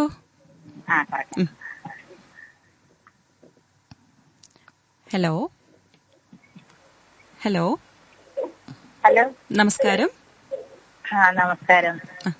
പിന്നെ എന്റെ അമ്മയ്ക്ക് തൈറോയ്ഡ് നിന്ന് ക്യാൻസർ ആട്ടോ. അപ്പൊ എനിക്ക് തൈറോയ്ഡ് ഉണ്ട്. എനിക്ക് പേടിയില്ല, എങ്കിൽ ഞാൻ വിളിച്ചതാ. ശരി. അമ്മയ്ക്ക് തൈറോയ്ഡ് ആയിട്ട് ഓപ്പറേഷൻ കഴിഞ്ഞതാണോ? ഓപ്പറേഷൻ ചെയ്തിട്ടില്ല. എന്താ വിളിക്കുന്ന ആളുടെ പേരെന്താണ്? കരളിനകത്ത് കൊഴുപ്പുണ്ട്, അത് പേടിക്കണം നമുക്ക്. അമ്മ കരളില് കൊഴുപ്പുണ്ട്, അല്ല ഞാൻ ചോദിക്കട്ടെ, കരളില് കൊഴുപ്പുണ്ട് എന്ന് പറയുന്നത് ഏത് ലെവൽ എന്നുള്ളത് എനിക്കും ഗ്രേഡ് 1 ആണോ ഗ്രേഡ് 2 ആണോ അതൊക്കെ നോക്കിയിട്ടാണ് നമ്മൾ പറയുന്നത്. അപ്പൊ കരളില് കൊഴുപ്പുണ്ടെന്ന് പറഞ്ഞാൽ നോർമലി എല്ലാവരുടെയും കരളിൽ ഒരു ചെറിയ അളവിലുണ്ടാവും. അത് കൂടുതലാണെങ്കിലാണ് നമ്മൾ നോക്കേണ്ടത്. ഹലോ, അമ്മ തൈറോയിഡിന് അമ്മ എന്താ ഗുളിക കഴിക്കുകയാണോ? ഞാൻ ഗുളിക കഴിക്കുന്നത്. എത്ര വർഷമായിട്ട് കഴിക്കുന്നു? 3 കൊല്ലമായി. 3 കൊല്ലമായിട്ടേ കഴിക്കുന്നുള്ളൂ? അതിന് 3 കൊല്ലം ആയിട്ടുള്ളൂ കണ്ടുപിടിച്ചിട്ട്? സ്കാൻ ചെയ്ത് നോക്കിയപ്പോ ചെറിയ കുരുക്കളുണ്ടെന്ന് പറഞ്ഞാൽ. ശരി. വേറെ പ്രത്യേകിച്ചൊന്നും പറഞ്ഞിട്ടില്ല? പ്രത്യേകിച്ചൊന്നും പറഞ്ഞില്ല. പിന്നെ അത് 1 വർഷത്തോടെ കഴിഞ്ഞിട്ട് വന്ന് അതൊന്ന് കുത്തിയെടുത്ത് പരിശോധിക്കണമെന്ന് പറഞ്ഞു. അപ്പൊ ആ ചികിത്സ ടെസ്റ്റ് തീർച്ചയായിട്ടും ചെയ്യണം. കുത്തിയെടുത്ത് പരിശോധിക്കുന്നത് ഡോക്ടർ എപ്പോഴാണോ പറഞ്ഞേക്കുന്നത് ആ സമയത്ത് കൃത്യമായിട്ട് പോയി ചെയ്യണം. അത് നോക്കുമ്പോഴേ നമുക്ക് അറിയാൻ സാധിക്കുള്ളൂ അതിൽ ക്യാൻസറിന്റെ എന്തെങ്കിലും സാധ്യതകളുണ്ടോ അതോ സാധാ തൈറോയിഡിന്റെ ടാബ്ലറ്റ് മാത്രം കഴിച്ചാൽ മതിയോ എന്നുള്ളത് അത് നോക്കുമ്പോൾ അവർക്ക് പറയാൻ സാധിക്കും. പിന്നെ ഈ കരളിന്റെ കൊഴുപ്പ് നമ്മൾ എന്താണ് ഡോക്ടർ? അമ്മ അതാ പറഞ്ഞത്, ആ കൊഴുപ്പിന്റെ അളവനുസരിച്ചാണ് നമ്മൾ പറയുന്നത്. അപ്പൊ അത് ആ ഒരു റിസൾട്ടുമായിട്ട് ഡോക്ടറെ കാണുക. ലിവറിന്റെ ഫംഗ്ഷൻ ടെസ്റ്റ് ഉണ്ട്, അതും കൂടെയൊക്കെ ചെയ്ത് നോക്കിയിട്ടാണ് ഡോക്ടർ തീരുമാനിക്കുക. അമ്മ ഫിസിഷ്യനെ കണ്ടാലും മതി. ഫിസിഷ്യൻ ഡോക്ടറെ കണ്ട് കാണിച്ചാൽ മതി കേട്ടോ. ശരി, ഓക്കെ അമ്മ, വിളിച്ചതിൽ സന്തോഷം. എനിക്ക് തോന്നുന്നു മറ്റൊരു കോള് കൂടെ നമുക്ക് വെയിറ്റ് ചെയ്യുന്നുണ്ടായിരുന്നു. നോക്കാം. നമസ്കാരം. നമസ്കാരം, എന്റെ പേര് ശ്രീജ. ഓക്കെ ചേച്ചി, ഡോക്ടറുണ്ട്, സംസാരിച്ചു. ആർസിസിയുടെ ട്രീറ്റ്മെന്റ് ആയിരുന്നു. തൈറോയിഡ് ക്യാൻസർ റിമൂവ് ചെയ്തതാണ്. ഇപ്പൊ ഒരു 3-4 വർഷം കൊണ്ട് ഞാനിപ്പോ അങ്ങോട്ട് പോകുന്നില്ല, ആർസിസി പോയിട്ടില്ല. 100ന്റെ ഗുളികയൊക്കെ കഴിച്ചോണ്ടിരിക്കുന്നു. അപ്പൊ അത് കഴിക്കാൻ അപ്പൊ അത് മുടങ്ങിയിട്ട് ഇത്തിരി നാളായി. ഇപ്പൊ എന്റെ തൊണ്ട നല്ല അടപ്പും ബുദ്ധിമുട്ടും കാര്യങ്ങളൊക്കെ. അമ്മ RCCയിൽ ട്രീറ്റ്മെന്റ് കഴിഞ്ഞ് 4 കൊല്ലമായിട്ട് അമ്മ അവിടെ കാണിക്കാൻ പോയിട്ടില്ലേ പിന്നീട്? ഇല്ല. ശരി അമ്മ, അവിടം വരെ പോവാനുള്ള ബുദ്ധിമുട്ടുണ്ടെങ്കിൽ നമ്മുടെ നീണ്ടകര താലൂക്ക് ആശുപത്രിയില് RCCയുടെ തന്നെ ഒരു വിങ് അവിടെ വർക്ക് ചെയ്യുന്നുണ്ട്. അപ്പൊ അവിടെ പോയി അമ്മയൊന്ന് കാണിക്കണം. കാരണം ട്രീറ്റ്മെന്റ് എടുത്തിട്ട് ഈ 100ന്റെ ഗുളിക നമ്മൾ അങ്ങനെ സ്ഥിരമായിട്ട് കഴിക്കുകയല്ല, നമ്മൾ അതിന്റെ വാല്യൂസ് ടെസ്റ്റ് ചെയ്ത് നോക്കണം. എന്നിട്ട് ഗുളിക കൂട്ടണോ കുറയ്ക്കണോ എന്നുള്ളതൊക്കെ ഡോക്ടർ തീരുമാനിക്കും. അപ്പൊ RCC വരെ പോകുന്നതിന് മുമ്പ് അമ്മയ്ക്ക് നീണ്ടകര വരെ പോകാൻ പറ്റുമെങ്കിൽ അവിടെ ചെന്നിട്ട് അവരോട് കൺസൾട്ട് ചെയ്യുക. അപ്പൊ നോക്കിയിട്ട് RCCയിൽ പോവേണ്ട ആവശ്യം ഉണ്ടെങ്കിൽ അവർ സജസ്റ്റ് ചെയ്യും. പിന്നെ അമ്മ ഈ പറഞ്ഞ തൊണ്ടയടപ്പും ഇതും ചിലപ്പോൾ അതിൻ്റെതാവണം എന്നില്ല, എങ്കിൽ പോലും ആണെങ്കിലും അല്ലെങ്കിലും ശരി അമ്മ നീണ്ടകരയിലെങ്കിലും പോയി ഒരു ചെക്കപ്പ് എന്തായാലും നടത്തണം. 4 കൊല്ലമൊന്നും ഇങ്ങനെ ഒരേ ടാബ്ലറ്റ് കഴിച്ചുകൊണ്ടിരിക്കാൻ പാടില്ല കാണിക്കാതെ, കേട്ടോ അമ്മ. ശരി, ഓക്കെ അമ്മ, വിളിച്ചതിൽ സന്തോഷം. അപ്പോൾ ഡോക്ടർ, നമ്മൾ പറഞ്ഞുകൊണ്ടിരുന്നത് കീമോതെറാപ്പിയെ കുറിച്ചായിരുന്നു. അപ്പോൾ അതിന്റെ പാർശ്വഫലങ്ങളെ കുറിച്ചാണ്. അത് ഭയങ്കരമായിട്ടുള്ള ട്രീറ്റ്മെന്റ് ആണോ എന്നൊക്കെയായിരുന്നു സംസാരിച്ചത്. ഇപ്പം നമ്മൾ ഒരു കാര്യം മനസ്സിലാക്കുക, അബ്നോർമലി വളർന്നു വരുന്ന സെല്ലുകളെ നശിപ്പിക്കാൻ നമ്മൾ കൊടുക്കുന്ന മരുന്നാണ്. ആക്ച്വലി അത് വീര്യം കൂടിയ മരുന്ന് തന്നെ ആയിരിക്കും, അല്ലെ?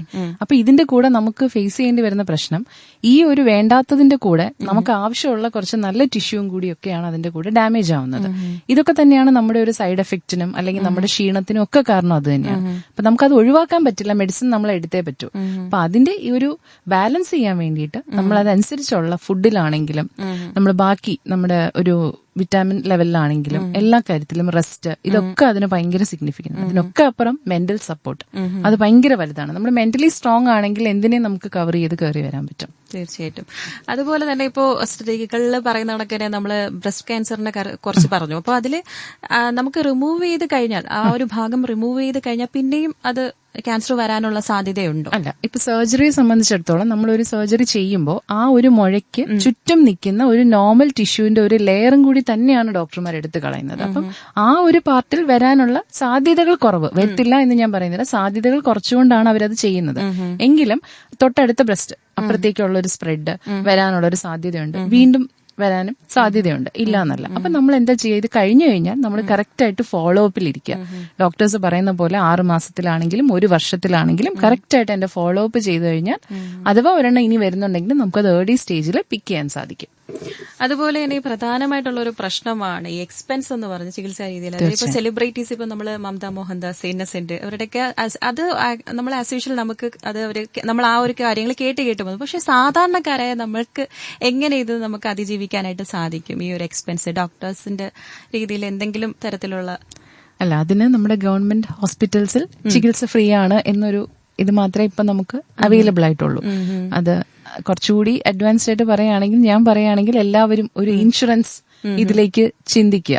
ഞാൻ പറഞ്ഞ ഇപ്പൊ ക്യാൻസർ തന്നെ വരണം എന്നില്ല, എന്ത് രോഗവും ആയിക്കോട്ടെ, നമ്മള് ഇനിയുള്ള കാലത്ത് ആ ഒരു പ്രൊട്ടക്ഷനോടുകൂടി നമ്മൾ പോവുക എന്നുള്ളതാണ് അറ്റ് പ്രസന്റ്. കാരണം എല്ലാ ചികിത്സയും ഇപ്പൊ ഈ പറയുന്ന ഇമ്മ്യൂണോതെറാപ്പി അടക്കം ഗവൺമെന്റ് എല്ലാവർക്കും ഫ്രീ ആക്കുക എന്ന് പറയുന്നത് പ്രാക്ടിക്കലി പോസിബിൾ ആയ കാര്യങ്ങളല്ല. അപ്പൊ നമുക്ക് നമ്മുടെ പാർട്ടിൽ നിന്ന് ചെയ്യാൻ പറ്റുന്നത് ഒരു ഇൻഷുറൻസ് സപ്പോർട്ടും കൂടി എടുക്കുക, പിന്നെ ഈ പറഞ്ഞ ഓർഗനൈസേഷൻസിന്റെ ഒക്കെ ഒരു ഹെൽപ്പിംഗ് ഹാൻഡ് ഇത് ചെയ്യാം. ഓക്കെ ഡോക്ടർ, അപ്പോൾ നിരവധി വാക്സിനുകൾ ഡെവലപ്പ് ചെയ്ത് കൊണ്ടുവരുന്ന ഒരു കാലഘട്ടമാണ്. അപ്പൊ ക്യാൻസറിന് അങ്ങനെ എന്തെങ്കിലും വാക്സിനുകളുണ്ടോ?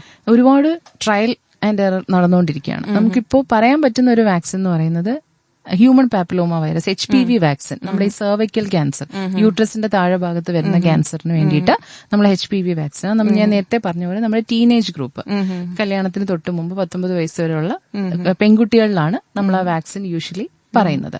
അപ്പം അത് സെക്ഷലി ആക്റ്റീവ് ആവുന്നതിന് മുമ്പ് നമ്മൾ ആ വാക്സിൻ എടുത്തു കഴിഞ്ഞാൽ നാച്ചുറലി നമുക്ക് ഒരു പരിധിവരെ സെർവൈക്കൽ ക്യാൻസർ നല്ല രീതിയിൽ നമുക്ക് പ്രിവെന്റ് ചെയ്യാൻ സാധിക്കും. ഓക്കെ ഡോക്ടർ, അപ്പോൾ കേട്ടുകൊണ്ടിരിക്കുന്നത് ഡോക്ടറോട് ചോദിക്കാം തത്സമയ ഫോണിംഗ് പരിപാടിയാണ്. ശ്രോതാക്കൾക്ക് വിളിക്കേണ്ട നമ്പർ 0474231111 എന്ന നമ്പറിലേക്കാണ്. ഡോക്ടർ, ക്ഷീണം വരുന്നത് പൊതുവെ എല്ലാവർക്കും ഭയങ്കരമായിട്ടുള്ള ക്ഷീണം ഉണ്ടാകുന്നു എന്ന് പറഞ്ഞു കേട്ടിട്ടുണ്ട്. ഈ ക്യാൻസറിന്റെ ഒരു തുടക്കം അതാണോ? ക്ഷീണം വരുന്ന ശ്രദ്ധിക്കേണ്ടതായിട്ട് വല്ലതും അങ്ങനെയുള്ള കാര്യമുണ്ടോ? അല്ല, നമ്മൾ ക്ഷീണം എന്ന് പറയുമ്പോൾ ഒരിക്കലും ക്യാൻസർ, ക്ഷീണമുള്ള ഒരു എപ്പോഴും ക്ഷീണം എന്ന് പറയുമ്പോൾ അത് ക്യാൻസർ ആവണം എന്നുള്ളതല്ല. ക്ഷീണത്തിനെക്കാട്ടി ഉപരി നമ്മുടെ വെയിറ്റ് ലോസ്, ഭയങ്കരമായിട്ട് വെയിറ്റ് കുറയുക, ആ ഒരു ചേഞ്ച് നമ്മുടെ നോർമൽ, ഇപ്പൊ ഡയറ്റ് ചെയ്ത് കുറയ്ക്കുന്ന ഒരാളോ എക്സസൈസ് ചെയ്ത് കുറയ്ക്കുന്ന ഒരാളോ എന്നല്ല, നോർമലി നമ്മൾ എല്ലാ കാര്യങ്ങളും ചെയ്യുന്നു, പക്ഷെ പതിവിലും കൂടുതലായി വെയിറ്റ് കുറയുന്നു. അപ്പൊ നമ്മൾ ശ്രദ്ധിക്കേണ്ടതുണ്ട്. തീർച്ചയായിട്ടും അത് ഇൻവെസ്റ്റിഗേറ്റ് ചെയ്ത് നോക്കണം. ക്ഷീണം എന്ന് പറയുന്നത് നമ്മുടെ ഈ ഒരു ക്ലൈമറ്റ് ചേഞ്ച് കൊണ്ടാണെങ്കിലും നമ്മുടെ മെന്റൽ സ്ട്രെസ് കൊണ്ടാണെങ്കിലും എല്ലാം ക്ഷീണം വരാൻ സാധിക്കും. അപ്പൊ ക്ഷീണം ഒരു ക്യാൻസറിന്റെ ഒരു ഇതായിട്ട് പറയണമെന്നില്ല. എത്രത്തോളം ഈ ക്യാൻസർ ബാധിതരിൽ ഒരു പ്രതിരോധമായിട്ട് നമുക്ക് കാണാനായിട്ട്, അത് ഇന്നത്തെ കാലഘട്ടത്തിൽ പ്രതിരോധിക്കാനായിട്ട് എന്തെങ്കിലും പറയാനായിട്ട് സാധിക്കുമോ? എത്രത്തോളം ക്യാൻസറിനെ? അല്ല, ഞാനതാ പറഞ്ഞത്, നമ്മൾ ഇത് പുറത്തുനിന്ന് വരുന്നൊരു ഇൻഫെക്ഷൻ അല്ല, നമ്മുടെ ദേഹത്തുള്ള സെല്ലിന്റെ ഓവർ മൾട്ടിപ്ലിക്കേഷൻ. അപ്പൊ അത് നമ്മൾ പ്രൊവോക്ക് ചെയ്യാതിരിക്കാൻ നമ്മൾ മാക്സിമം ശ്രമിക്കുക എന്നുള്ളതേ ഉള്ളൂ. എന്ന് കരുതി നമ്മളത് പൂർണ്ണമായി വിജയിക്കണം എന്നില്ല. അപ്പൊ അതിന് ഈ ഒരു റിസ്ക് ഫാക്ടേഴ്സ് കുറച്ച് വെക്കുക. ഏറ്റവും നല്ല രീതിയിൽ ഒരു ബാലൻസ്ഡ് ഡയറ്റ് നോക്കുക, നന്നായിട്ട് വെള്ളം ഇൻടേക്ക്, നല്ല രീതിയിൽ ഒരു എക്സസൈസ്, എപ്പോഴും ഒരു പോസിറ്റീവ് മൈൻഡ് എന്നുള്ള രീതിയിലേക്ക് പോയാൽ ഒരു പരിധിവരെ നമുക്ക് റിസ്ക് ഫാക്ടേഴ്സ് കുറയ്ക്കാൻ സാധിക്കും. അതുപോലെ തന്നെ എനിക്ക് തോന്നുന്നു കണ്ടുവരുമ്പോൾ ഏറ്റവും കൂടുതൽ ദിനംപ്രതി ക്യാൻസർ ബാധിതരുടെ എണ്ണം കൂടി വരുന്നത് എന്തുകൊണ്ടാണ് ഇങ്ങനെ കൂടി വരുന്നത്? അതിന് രണ്ട് രീതിയിൽ പറയാം. പണ്ട് കാലത്ത് കണ്ടുപിടുത്തം കുറവായിരുന്നു. പണ്ട് ആരും ഇൻവെസ്റ്റിഗേറ്റ് ചെയ്യാൻ പോവില്ല, കണ്ടുപിടിക്കില്ല, മരിക്കുന്നു, ഇപ്പൊ പ്രായമായി മരിക്കുന്നു എന്ന് നമ്മൾ അസ്യൂം ചെയ്യുന്നു. ഇപ്പൊ അങ്ങനെയല്ല, നമ്മളെല്ലാം ഇൻവെസ്റ്റിഗേറ്റ് ചെയ്ത് കണ്ടുപിടിക്കുന്നുണ്ട്. അതും ഒരു ഫാക്ടർ തന്നെയാണ് നമുക്ക് ഏറ്റവും കൂടുതൽ കേസസ് റിപ്പോർട്ട് ചെയ്യുന്നത്. അതുപോലെ തന്നെ പണ്ടത്തെ പോലെ ഒരു മരണനിരക്കല്ല, ഇപ്പൊ കുറെ നമുക്കത് ട്രീറ്റ്മെന്റിലേക്ക് പോകാൻ പറ്റുന്നുണ്ട്. കേസുകളെല്ലാം ട്രീറ്റ് ചെയ്ത് നമുക്ക് അവർക്കൊരു ലോങ് ലൈഫ് കൊടുക്കാൻ സാധിക്കുന്നുണ്ട്. ഏറ്റവും അപകടകാരിയായ ഒരു ക്യാൻസർ എന്ന് പറയുന്നത് ഏതാണെന്ന് പറയാൻ സാധിക്കും ഡോക്ടറിന്? കാരണം ഒട്ടും തന്നെ അതിനൊരു തിരിച്ചുവരവില്ല എന്ന് പറയാനായിട്ട് ഏതെങ്കിലും?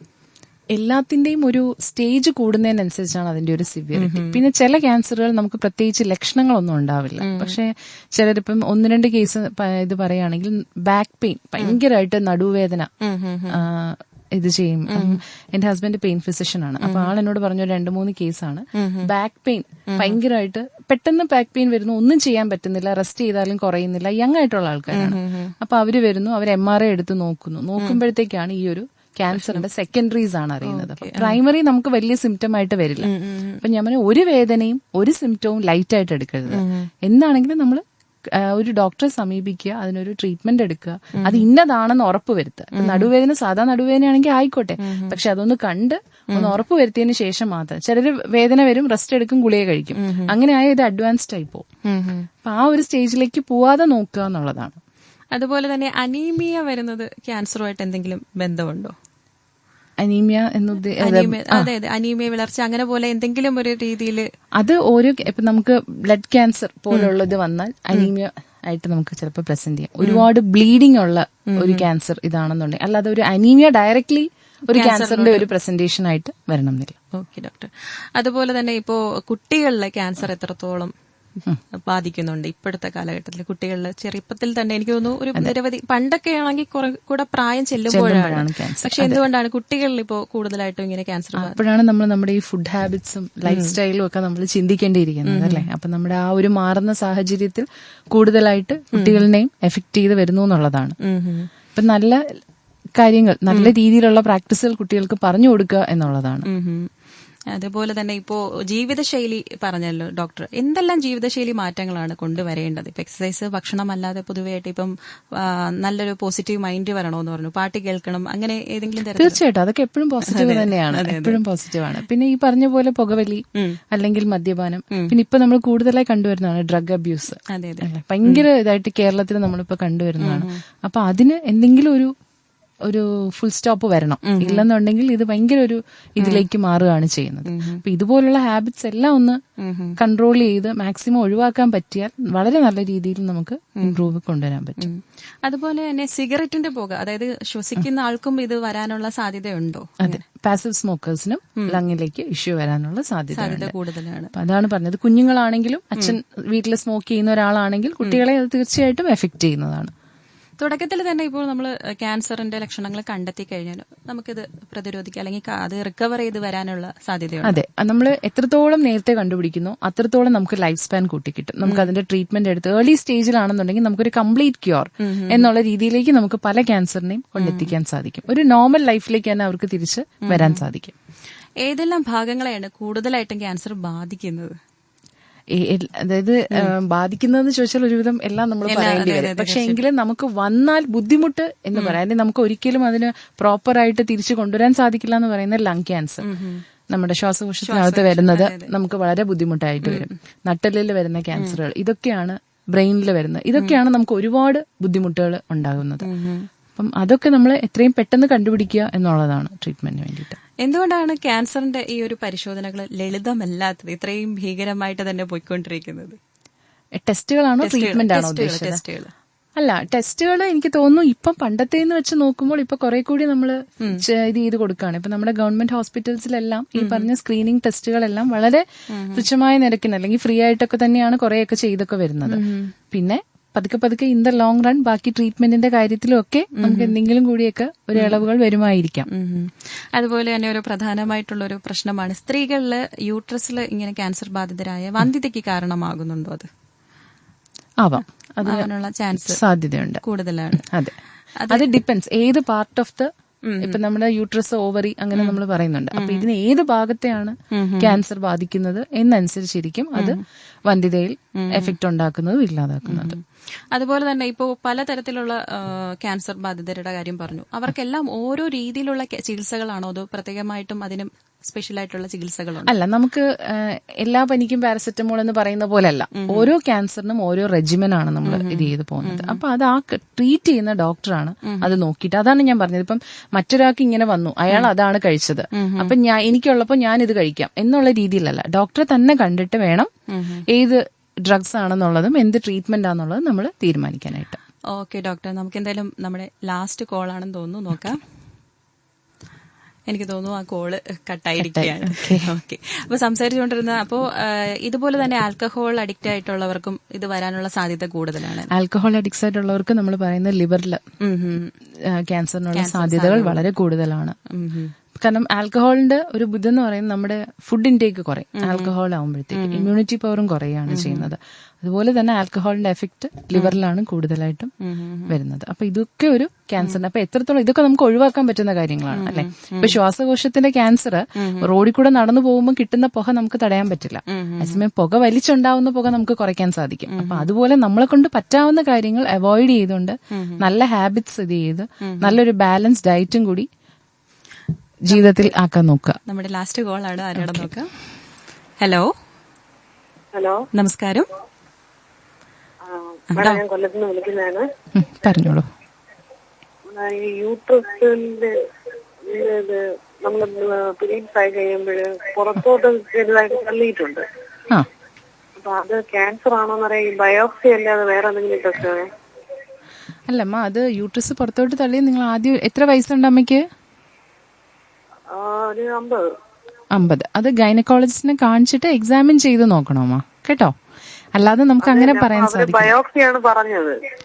അങ്ങനെ പറഞ്ഞിട്ടുണ്ടെങ്കിൽ അത് തീർച്ചയായും ടെസ്റ്റ് ചെയ്ത്. അമ്മ, ബയോപ്സി എന്ന് പറയുന്നത് ഒരു ടെസ്റ്റാണ്. അത് ടെസ്റ്റ് ചെയ്ത് ആ ടിഷ്യൂ നോക്കിയാൽ മാത്രമേ അതിൽ എന്തെങ്കിലും ചേഞ്ചസ് വന്നിട്ടുണ്ടോ എന്നുള്ളത് നമുക്ക് അറിയാൻ സാധിക്കുള്ളൂ.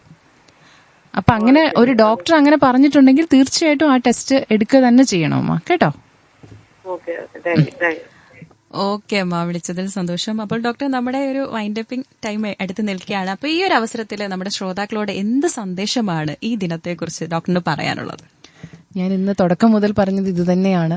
നല്ല ഒരു ലൈഫ് സ്റ്റൈല് നമ്മൾ എടുക്കുക, നല്ല രീതിയിലുള്ള ഒരു ബാലൻസ് ഡയറ്റ്, എക്സസൈസ്, ഒരു പോസിറ്റീവ് മൈൻഡ്, പിന്നെ ഈ പറഞ്ഞ പോലെ ക്യാൻസർ ഒരു വലിയ രോഗം എന്നുള്ളത് വിടുക. ഒരു രോഗം, അത് സമ്മതിക്കുന്നു.